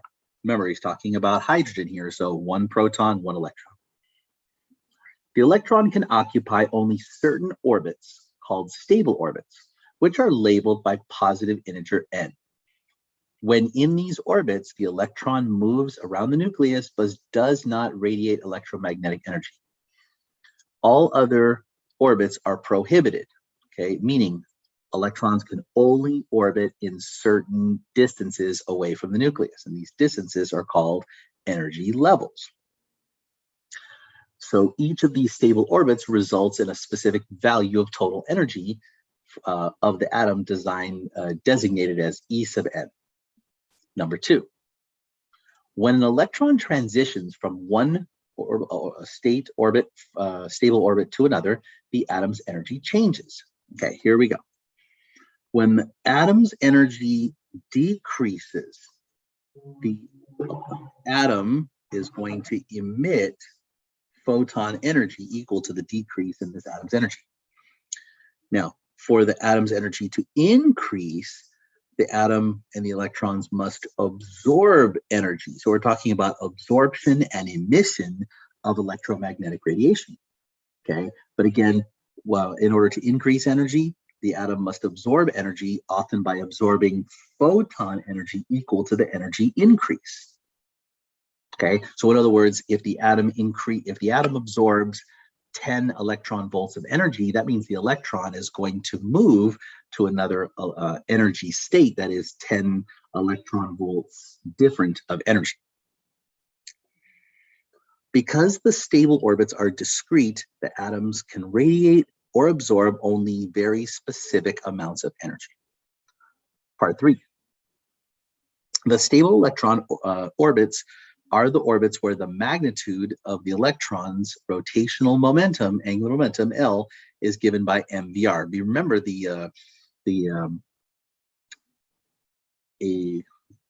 anytime you have an object that is moving around or orbiting something else, this is called a point mass. And point masses have some distance away. They're moving with speed v, some distance away. Okay, and the angular momentum of a point mass is m times v times the radius. And if that angular momentum is equal to n, where n is multiple integers of Planck's constant divided by 2 pi. So if the angular momentum exists in these discrete values, that's where you will find those orbits. And right now, that doesn't make a whole lot of sense at the moment. So let's actually put this into practice, and you'll see that it's actually very, very easy to analyze. And we're going to do so by analyzing what are called energy levels. So what are energy levels or energy states? Well, energy levels or energy states are the regions around the nucleus where electrons will move to according to their energies. So if we draw a picture of this, we can kind of see a little more clearly. So here's the nucleus. I'll do it in a different color so you see it better. So here's the nucleus. And here is the original energy state. I'm going to call it E minus is electron. That's the original energy state. And this dashed line is a higher energy state. So what can happen is the electron can absorb emitted photon energy, right? And let's just, however much energy it emits, equal to H times F. that is the same amount of energy that it's going to move to, that it's going to be excited to, or raise to a higher energy level. And then when it comes back down to its original state, well, to this color here, when it comes back down to its original state, it will emit light proportional to the difference in those energy levels. Okay, we're going to see this all put into practice very soon. So let's get into some details here so that we can use a common language to speak about this. First piece of vocabulary we need is what is called the ground state and excited states. What is the ground state? What are excited states? Well, the ground state would be this initial one here. It's the lowest possible energy level of an electron. Lowest possible electron energy level. Excited states are the higher energy levels. Okay, now bound states. A bound state is basically a quantum state of a particle to a potential such that the particle has the tendency to be localized in one or more regions. It's bound to a specific particular area. Whereas if it's a free state electron, it's going to be on a more continuous spectrum, okay, of values, of energies, rather than, so these discrete energy levels, right, are electrons in bound states are essentially in very discrete levels, meaning very specific regions away from the nucleus of the atom. Ionization energy, we've talked about it once before. It's the amount of energy needed to remove an electron. Well, that was also synonymous with that term called the work function, right? Same thing. Ionization energy, work function, same thing. It's the energy that the atom is holding on to the electron with. The amount of energy you need to overcome in order to remove the electron. Okay, what is an emission process? What is the emission spectrum of a gas? Well, the emission process, we're going to see this represented by a downward arrow in an energy state diagram. Okay, and it's a little typo there. It's when the electron goes from a higher energy state to a lower energy state. During this process, electromagnetic radiation is emitted, and the emission of energy is proportional to this change in energy. Okay, so during the process of emission, during this process in an emission spectrum or a spectrum of frequencies of that radiation is going to be produced. So whatever frequencies of light are emitted, that's what colors or that's what frequencies of light will show up on the spectrum. What is the absorption process? And what is the absorption spectrum of a gas? Well, absorption is just the opposite of emission, right? Absorption is represented on an energy level diagram with an upward arrow because you're taking in energy rather than expelling energy. And it's when the electron moves from a lower energy state to a higher energy state. Okay, so when white light passes through an element of a gaseous state, some of the energy is absorbed by the electrons in the atoms. Those electrons go into a higher state. The light that passes through corresponds to you have light that's passing through and it's going to be absorbed, right? And that's part of the absorption spectrum. Well, they consist of black lines because if you think about it, the black represents the color that's absorbed instead of what was, let's say, scattered or reflected. So they're going to look like, if you look at a picture of it, they're going to look like black lines against a colored background.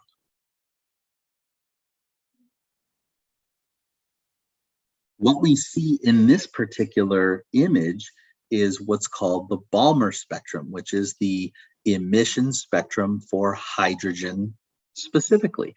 And you can see 5 very specific wavelengths of light are present and emitted during the excitation of a hydrogen electron. In this image here, we see the nucleus in the middle, and there are 3 concentric rings around the nucleus. N equals 1 is the first dotted ring, N equals 2 is the second dashed ring, and N equals 3 is the third dashed ring. And each of those rings, if N equals 1 represents the ground state or the lowest possible energy, N equals 2 and N equals 3 represent higher excited states.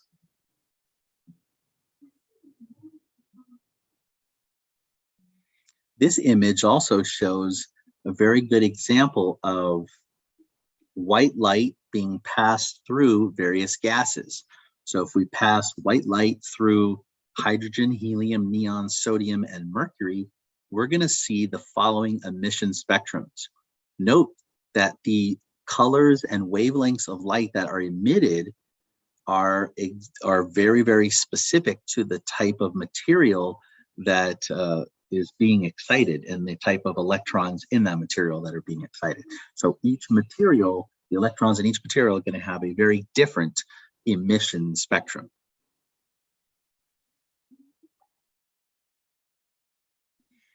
This image shows a really good way of noting the difference between a continuous spectrum, an absorption spectrum, and an emission spectrum. If you notice, a continuous spectrum looks a lot like what we observe from the dispersion, the refraction and dispersion of light, white light passed through a prism, and it creates that continuous range of frequencies, like a rainbow. Well, what's happening in an absorption frequency? Well, an absorption means you're absorbing energy, moving to a higher energy level. And that's where you see in the continuous spectrum, those black lines are being kind of wedged in there in those specific wavelengths. And if you look at the emission spectrum, the same amount of energy corresponding to the same wavelengths is going to be shown with those same specific colors. So in an absorption spectrum, you have the continuous look of the continuous rainbow look with the black lines representing the wavelengths that are being absorbed. The energy being absorbed relating to those specific wavelengths. And the emission spectrum, of course, is what is being emitted or released by the atom, or be the colors of light that are emitted. So you can see it's against a black background.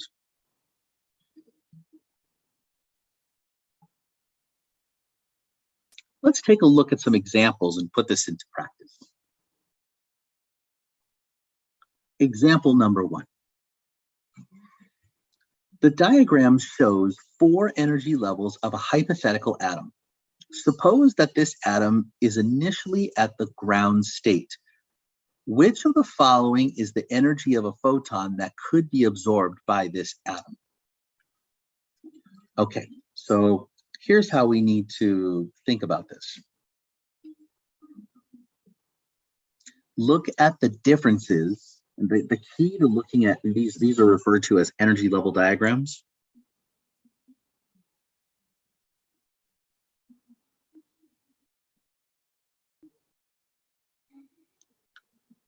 When you're looking at energy level diagrams, you're going to be looking at the differences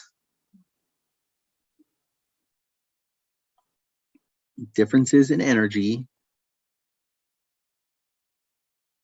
between energy levels.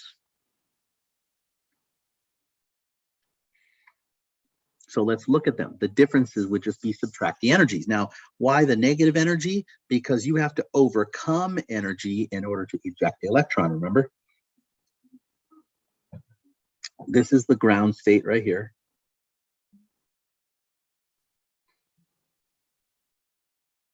N equals 2, 3, 4 are the 3 excited states. And then if you were to call this N equals 5, that means the electron would be ejected when it reaches that certain energy. Okay, so it's asking which of the following is the energy of a photon that could be absorbed? Well, let's take a look.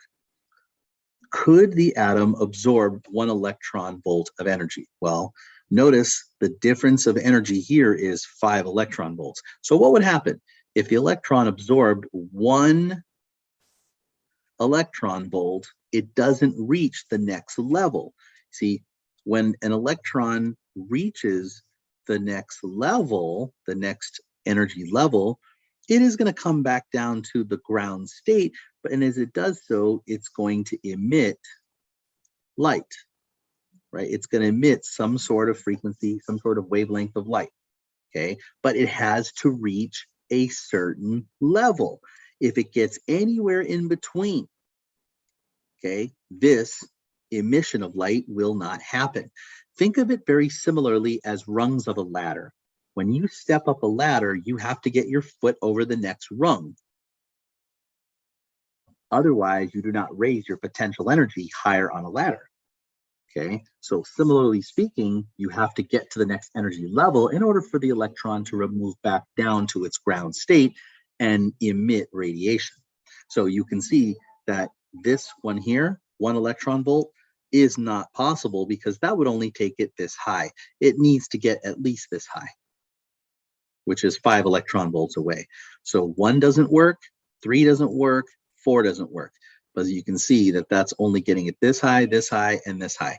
None of those are getting to that -7 electron volt level of the second energy level. Therefore, none of those would work. Now, 5 is going to be our answer here because you can see we can get, there's 5 electron volts of energy of difference between -12 and -7. And when we get to -7, we're going to drop back down to the ground state and we're going to emit light. So we've got a photon of light proportional to the frequency, so HF. Now 7 electron volts of energy, well, that would put it, let's see, 1, 2, 3, 4, 5, 6, 7, that would put it this high. And you can see, although it gets to this level here, which is fine for what we saw here in terms of the emission of that particular frequency of light, it does not make it to the next highest energy level. Therefore, it would give you the same result as D. So that makes D the best possible answer right there. Again, when you're looking at energy level diagrams, the important thing is we are looking at the energy difference between those levels. Okay, example 2. The energy level diagram shows 4 energy levels of a hypothetical atom. Suppose that this atom is excited to n equals 4. Okay, so we're going to go ahead and draw an upward arrow all the way up. That's going to show the absorption. That is the absorption of light, absorption of energy. So when it says that it's excited to a particular level, it had to absorb energy to get excited to that level, okay? Now, when it comes down, it can come down to the ground state in several ways. Let's talk about all the possible ways it can do that. Well, one way it can do that is to simply fall all the way back down in one step. Okay, again, use the rungs of a ladder as a good visual analogy to this. If you're at the 4th rung of a ladder, or the 3rd rung of a ladder, I guess you would say this is the 1st one, 2nd one, 3rd one, this is on the ground. If you get to the 3rd rung of the ladder, couldn't you just jump off the ladder all the way to the ground? It's one way. Well, another way would be to do what? You could step down once and then jump the rest of the way. That's another way to get down. What's another way? We could maybe skip 2 rungs and then go all the way down. And then the final possibility is just simply step down each rung of the ladder and go each one individually. So I want you to see that there is, and I'm going to label them now, there is 1, 2, 3, 4, 5, 6, 7, 8 possibilities. Okay, and from these 8 possibilities, what we're going to do is we're going to simply look at the energy differences in these 8 possibilities, and we're going to relate that to which one is not a possible emission of photon energy. Okay, so in number 1,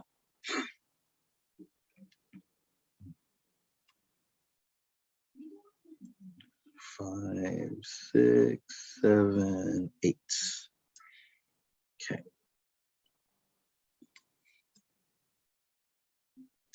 Okay, in number 1 is going all the way back down. And all the way back down, if you look, if you go from the ground state n equals 1 to n equals 4, the difference between negative 18 and negative 1 would be 17 electron volts.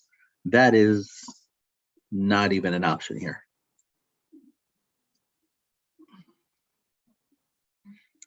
Two, what is the difference between n equals 3 and n equals 4? Okay, so process 2 here is the difference between n equals 4 and n equals 3, which is a difference from negative 4 electron volts to negative 1. That's a difference in 3 electron volts. Okay, remember, we're looking for which of the following is not right in energy. So 3 is possible, so I'm going to exclude it because I'm looking for what is not. Okay, keep going. The third process goes from n equals 3 here to the ground state. Now, n equals 3 is negative 4 electron volt. The ground state is negative 18. So n equals 3 down to n equals 1. That would be a difference of 14 electron volts, okay, which I see over here as a possibility in E, so I'm going to eliminate it. Remember, we're looking for the ones that are not possible.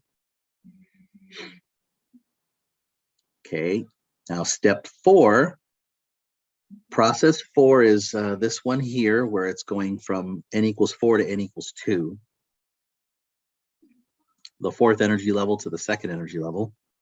And the difference between n equals 4 and n equals 2 is a difference of 9 electron volts, which you can see is option D. So I'm going to eliminate option D. Okay. Now, step 5, so the funny thing is step 5 and step 8 are exactly the same thing. So I'll just go ahead and stop. I'll eliminate 8 as a possibility because 5 and 8, that's redundant. I didn't see that until now. But step 5, you're going from n equals 2 to n equals 1, which is the very bottom. And the difference between n equals 1 and n equals 2 would be a difference of 8 electron volts, which is option C. Now, clearly, you can see you've eliminated everything except for answer A. So the answer is going to be A, but let's just see why. Let's continue this analysis one more or two more times. So step 6, you're going from n equals 4 to n equals 3. And that's a difference of 3 electron volts again. Okay. Oh, you know what? It looks like 2 and 6 are exactly the same thing. So I guess I repeated that one again too. My mistake. Let me just focus in on number 7. Did we do 7 already? No. Okay, so it looks like 7 is really the same thing as 6. I'll call this 6. Let me eliminate 6 from here. There we go. Okay, my apologies there. We'll get that fixed. That's better. Okay, so step 6, we're going from n equals 3 to n equals 2. Okay, which is, it looks like a difference from negative 4 to negative 10. That's a difference of 6 electron volts. So the only one that it's not possible would be 2 electron volts, or A.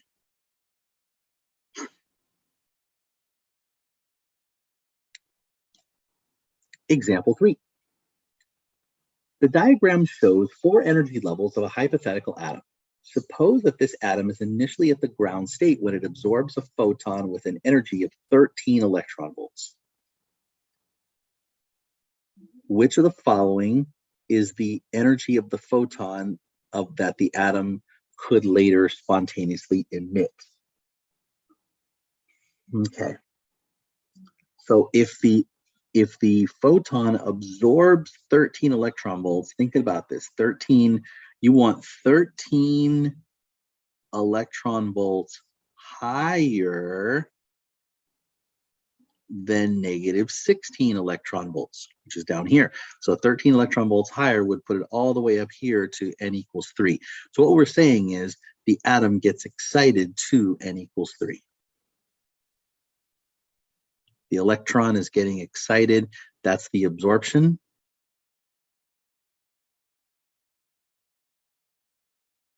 Okay. Now, there's two possible ways that we could do this. We could come down and emit. We could emit radiation proportional to 13 electron volts. So one possibility would be from n equals 3 to n equals 1. And that would be 13 electron volts, which is not even an option right there. The other way is to come down in steps. N equals 3 to n equals 2, and then n equals 2 to n equals 1. So from n equals 3 to n equals 2 is a difference of 4 electron volts. And from n equals 2 to n equals 1, well, that's a difference of 9 electron volts. So which one is possible?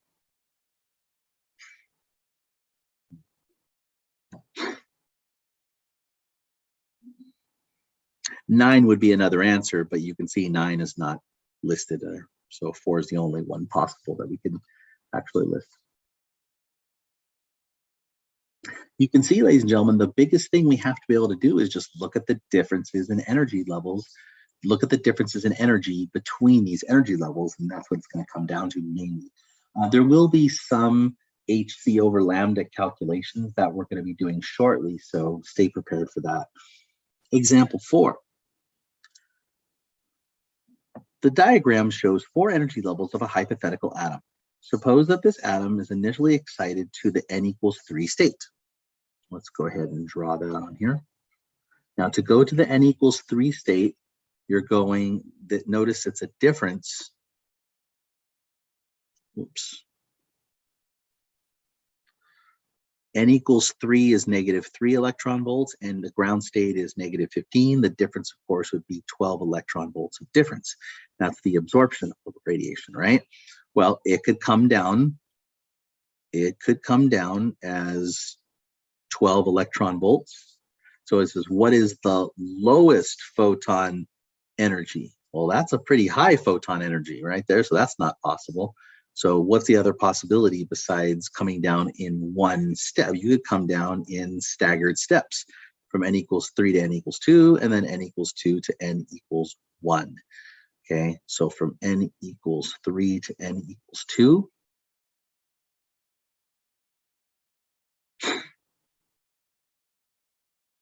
That would be a difference of 4 electron volts. And from n equals 2 to n equals 1,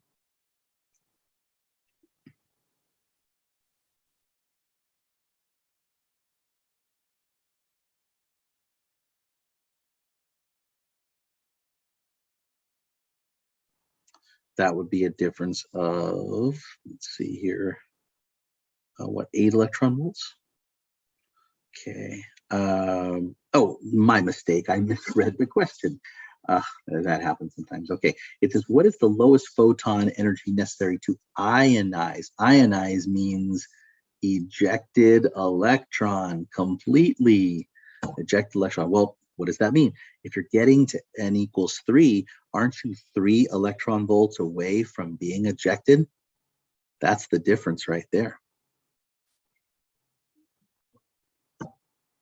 Silly me, I misread the question.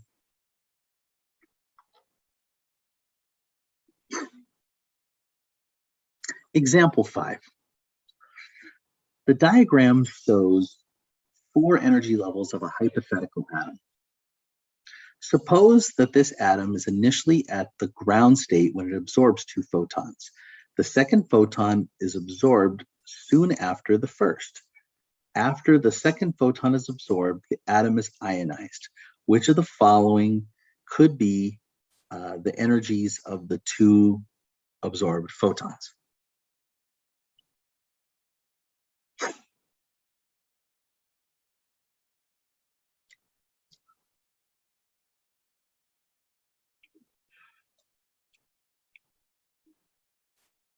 All right, now if it's saying which of the following energies, so you have to have a combined energy. So first of all, the atom absorbs a photon and then it absorbs a second photon, right?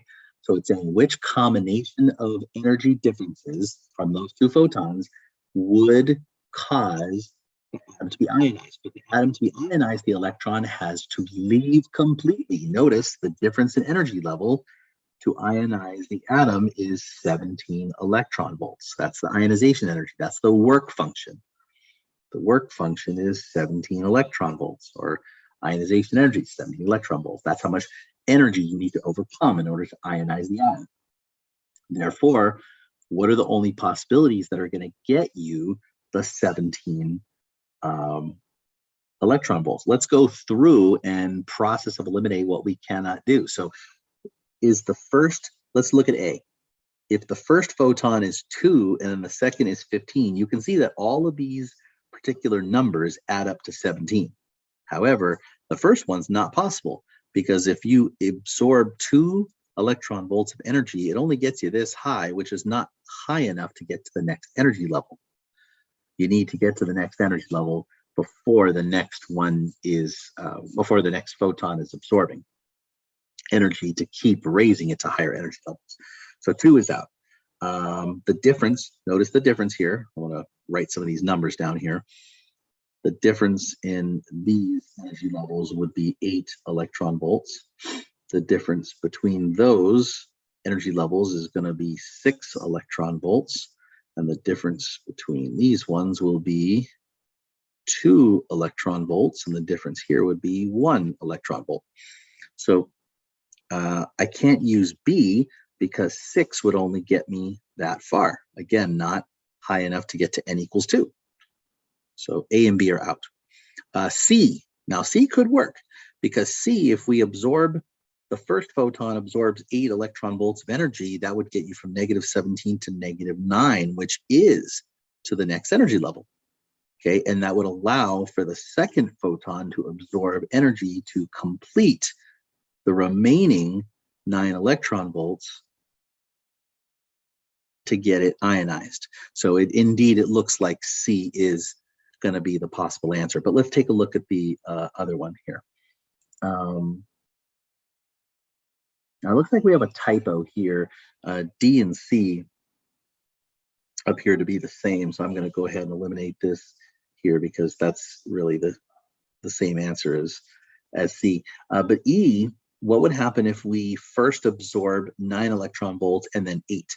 So if we absorb 9 electron volts, that gets us this high, which is great. You get to the next energy level, but it's going to come back down to that level right here, which is -9. And then if you only absorb 8, that's only going to get you to n equals 4. It's not going to get you to the highest level here, which is needed for ionization.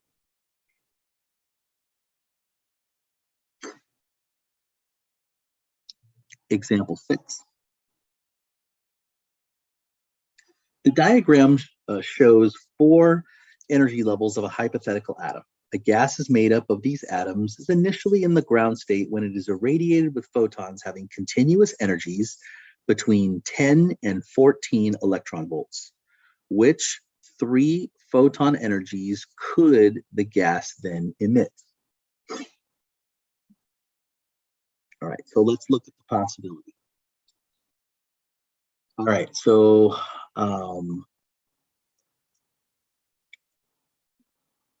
what we're seeing to have continuous energies, meaning you have photons. Photons are coming in at the following energies. It says the photons have continuous energies between 10 and 14. So the photon energies are coming in at 10 electron volts, 11 electron volts, 12 electron volts, 13 electron volts, and 14 electron volts. Now let's see what happens with that. 10 electron volts, what's the difference between the ground state and the first excited state? Well, it's 8 electron volts of difference.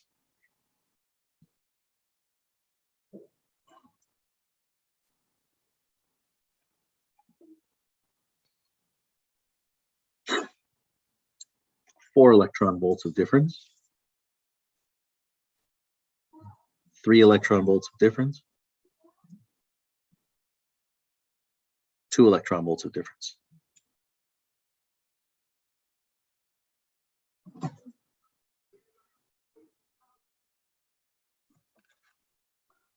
Okay, so if we look at the first one here, 10 electron volts. Well, if we absorb 10 electron volts of energy from the first, remember we're talking about continuous photons that are bursting out these possible energies, right?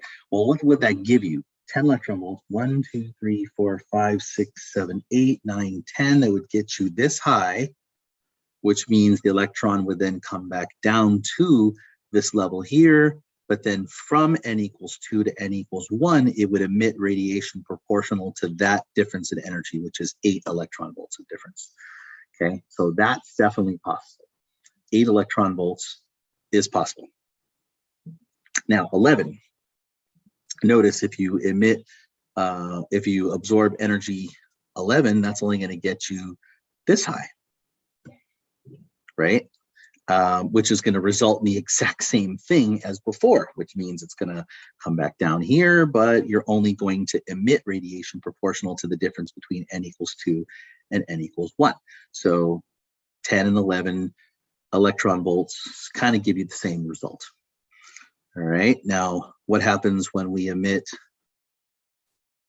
erase this here. What happens when we are absorbing 12 electron volts worth? Well, if that happens, that gets you all the way up to n equals 2. Because notice the difference between n equals 3 and n equals 1 is 12 electron volts. And when that happens, you can come down with 12 electron volts of difference, or you can come down in 4 or 8. So far, 8 is possible, 4 is possible, 12 is possible.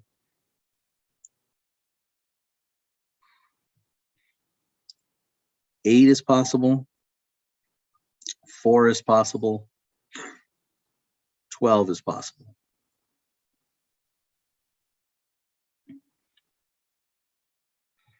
(13) and 14, this would be 13.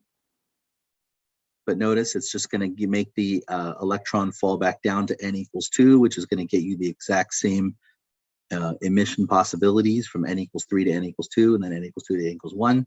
And then if you, let's say, absorb radiation proportional to 14 electron volts, that's only going to get you this high, which is going to get, again, the exact same result. We don't quite have enough energy to get to n equals 4.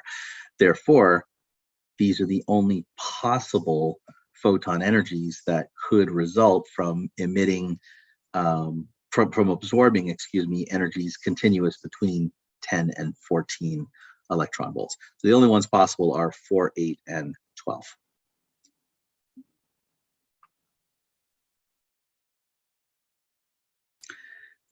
Example 7. The diagram shows the 4 energy levels of a hypothetical atom. A gas is made up of these atoms, excited to the n equals 4 state. Let's go ahead and draw that. Remember, the absorption process is drawn with an upward arrow. All the downward arrows show the emission process. Okay. Which of the following diagrams show the emission spectrum that would be observed from this gas? Well, what are the possibilities? Here's possibility number 1. Number 1, you could come all the way down from n equals 1 to n equals 4. So I'm going to call this the first possibility.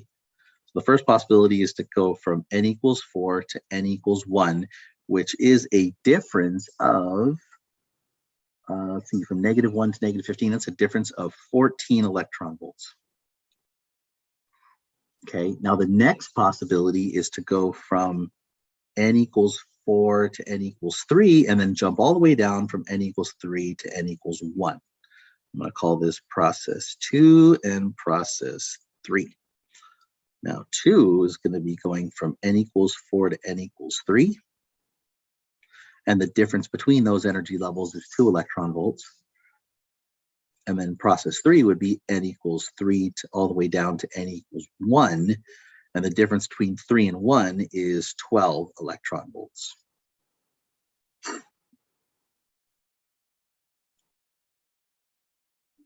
Okay, now the next possibility would be we could go from n equals 4, skip n equals 3 all the way down to 2, and then from 2 to 1.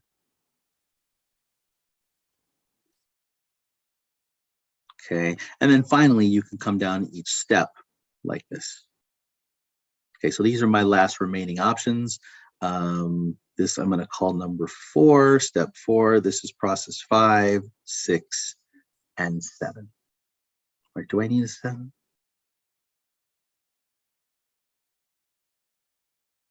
Oh, I don't need 5. I'm sorry. 5 is already the same as 2. Those are the same ones. But I do need, this would then become, sorry, that would become 5. That would become 6. There we go. That's numbered better. So we have process 4, 5, and 6. So process 4 is going from n equals 4 all the way down to n equals 2, the difference of which is 7 electron volts. Process 5 is going from n equals 3 to n equals 2. From 3 to 2 is a difference of 5 electron volts. And process number 6 is going from n equals 2 to n equals 1. And that is a difference of 7 electron volts.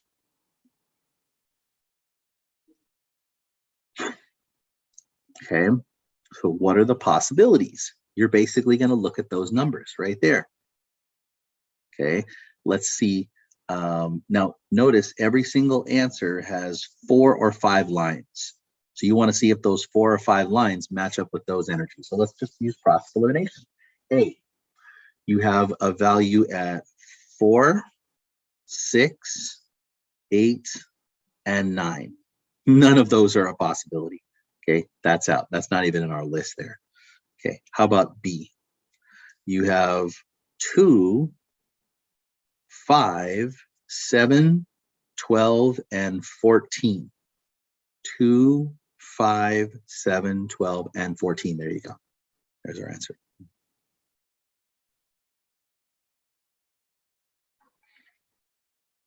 Okay, let's find out why the other ones don't work, though. You can see this one is supposed to be 1, 2, 5, and 7. Okay, well, 1 is not a possibility, so that's out. This one is supposed to be 4, 6, 10, 11, and 13. We don't have 13, we don't have 11, we don't have 10. Yeah, so you can see if you just process eliminate your way through it, you'll figure out that B is the possible answer. And then E is supposed to be 1 electron volt, let's see, 3 electron volts, 8, and 15. So 15 is not possible, 8 is not possible, 3 is not possible. None of them are possible for letter E.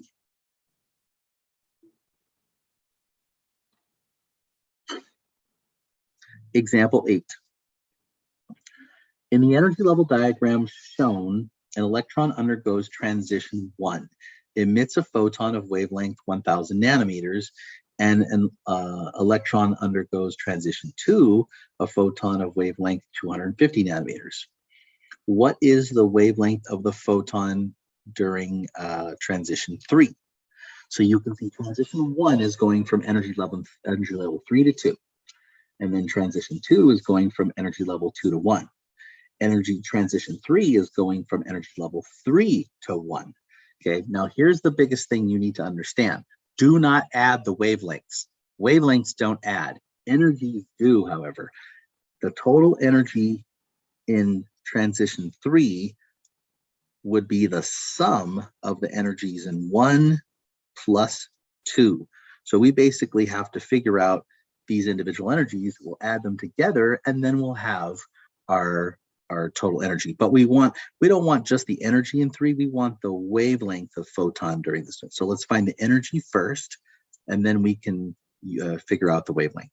We're going to be using the equation E equals hc over lambda, where hc is 1240 electron volt nanometers. Okay, pause the video so you can get this updated, and then we'll begin the question.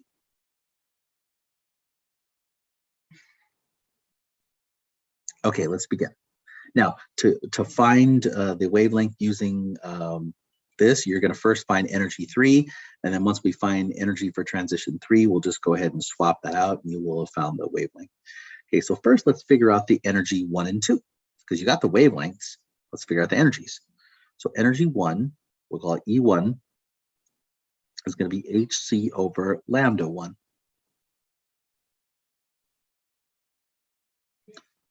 So it's 1240 electron volt nanometers over transition 1 is 1,000 nanometers.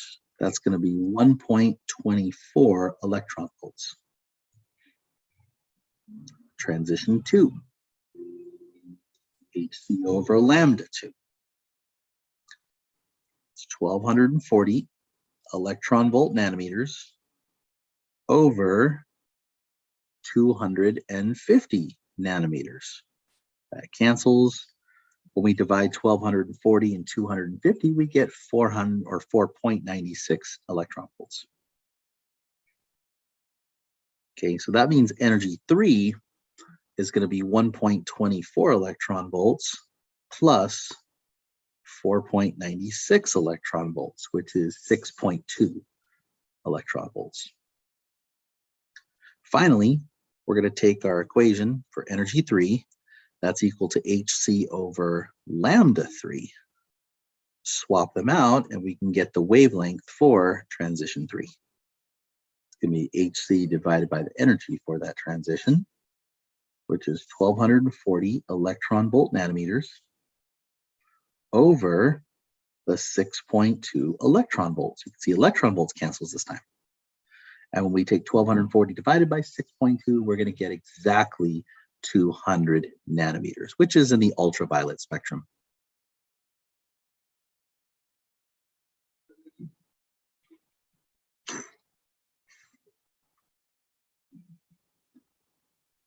Spectrum of hydrogen example. The energy levels of the hydrogen are given by the equation E sub n is equal to negative 13.6 over n squared, where n equals 1, 2, or 3 are the energy levels. Other atoms with more electrons have more complex set of energy levels and would have a different equation. So this equation only works for hydrogen. Fill in the diagram of the energy levels of the hydrogen using the above equation. Which 3 transitions would create photons that are visible to human beings? Well, visible spectrum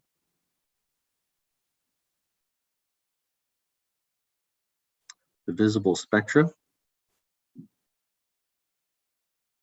is from 400 to 700 nanometers of light. So what I would do is I would do calculations for that. So at 400 nanometers, let's figure out the energy. And at 700 nanometers, let's figure out the energy. So E is equal to hc over lambda is my calculation for both. I'm going to run parallel calculations here. And it's 1,240 electron volt nanometers over 400 nanometers, nanometers cancels, and it's 1,240 electron volt nanometers over 700 nanometers. Again, nanometers cancels. And that would be 3.1 electron volts to 1.77 electron volts. So the range of photons, the energy levels that are visible to humans would be from 1.77 electron volts to 3.1 electron volts. Okay, well, how do we fill this out? Well, negative 13.6 is the ground state. You can see it at the bottom there. Look at the differences.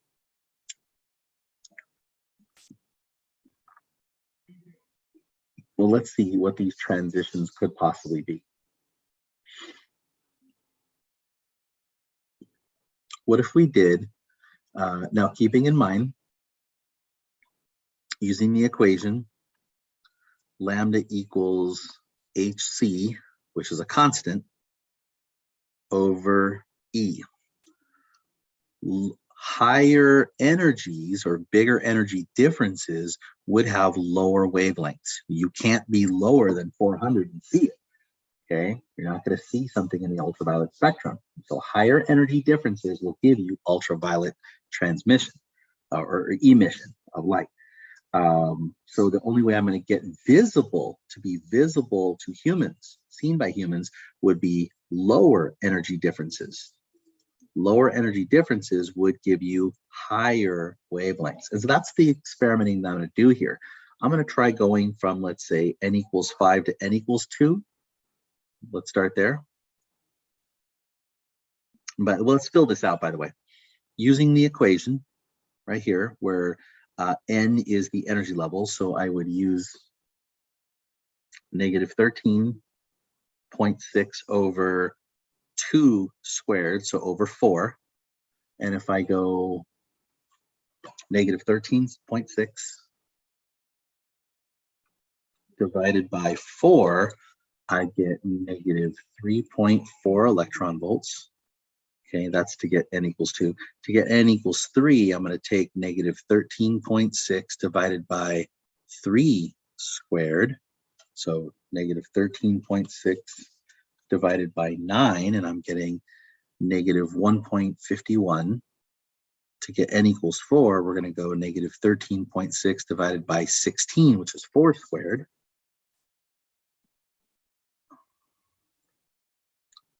Negative 13.6 divided by 16 is roughly about negative 0.85. And then to get the last one here, we're going to go negative 13.6 divided by 25, which is 5 squared, and that's negative 0.54 electron volts. Okay, so notice if I go from n equals 5 to n equals 2, okay, that's a difference of let's see, 3.4 minus 0.544. That's a difference of about 2.86. 2.86 electron volts of difference. Remember, lower energies, higher wavelengths that can be seen. So that's a possibility. So lambda equals hc over E. So 1240 electron volt nanometers over 2.86 electron volts would be about 434 nanometers. That would be bluish violet light. That definitely could be seen. So that is a possibility. Okay, another transition that could be seen would be going from, let's say, 4 to 2. Okay, why 4 to 2? Because the difference in energy from 4 to 2, 3.4 minus 0.85, is only a difference of 2.55. Again, we want smaller energies to get larger wavelengths. So again, lambda equals hc over energy, 1240 electron volt nanometers over 2.55 electron volts.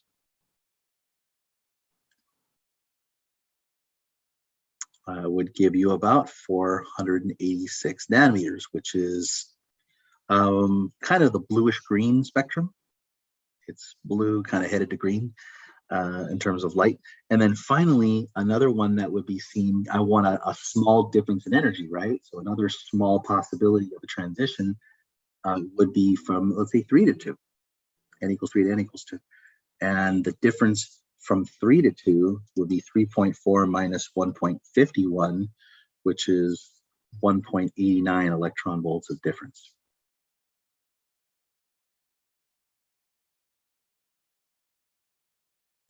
(1240 electron volt nanometers over 1.89 electron volts would give you about 656 nanometers, which is red. So that would be a reddish color emitted.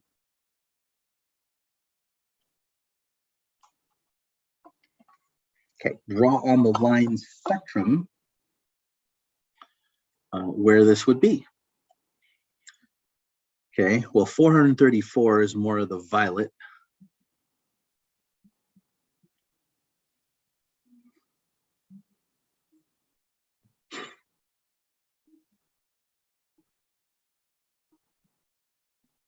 410, 420, 430, 434. That'd be about right there. Okay, the second one, okay, 486 nanometers is a little more bluish. So 400 and let's see, 450, 460, 470, 480, 486 is part way. So that would be about right there. Okay, and then finally, we're looking at a reddish color, 656 nanometers. So 650, 660, so 656 would be about right there.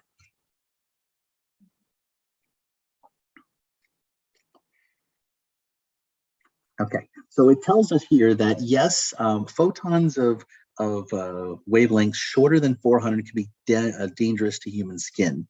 Is hydrogen emitting photons shorter than 400 nanometers? Explain how you know this. Well, yes, it is.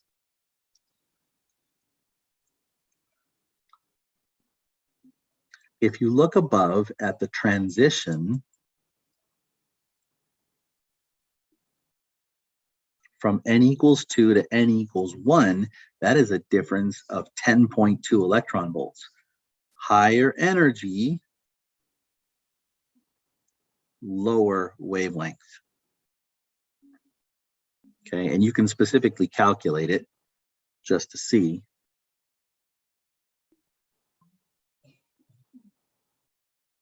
HC over energy, 1240 electron volt nanometers over 10.2 electron volts is about 122 nanometers. That is in the very high frequency ultraviolet radiation right there.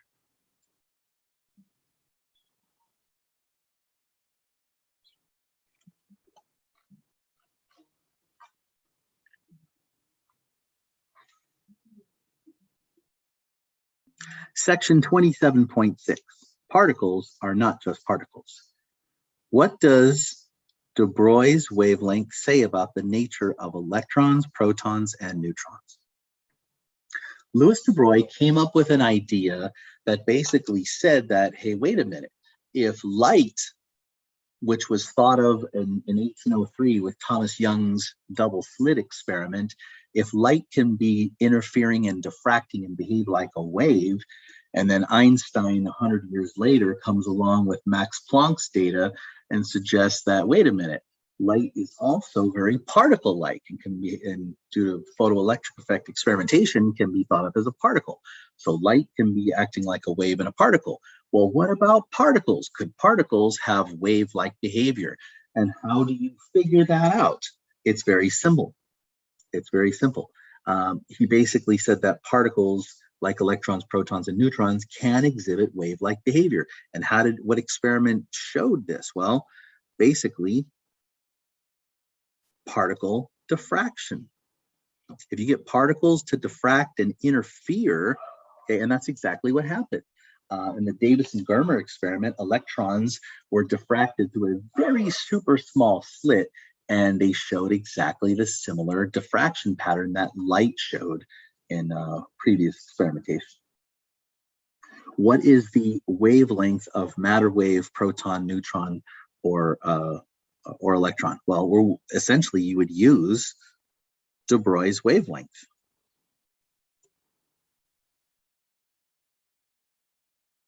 Which we already saw is lambda equals h over p, which is h over mv, right? And so what would you need? You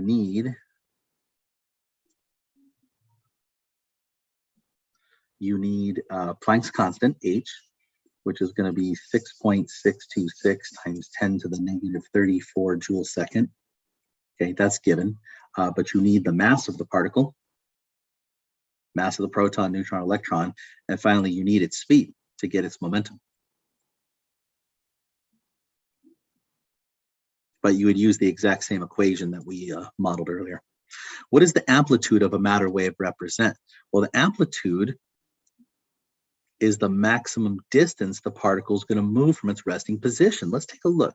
If this is the nucleus, this is actually what has been hypothesized by de Broglie and others, is that instead of the dashed line represents its kind of average position or average distance from the nucleus, the electron is actually exhibiting wave-like motion around that nucleus. So it's going to have an amplitude, right, above and below that average resting position.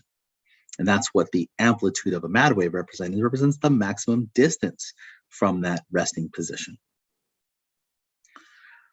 Okay, so finally, we have what is referred to as a wave function. We can see a picture, a graph of this wave function of amplitude of the wave function versus space dimension. And it says the graph shows the amplitude of an electron's matter wave at various positions in space. At what two locations would the electron most likely be found when an interaction takes place? Explain.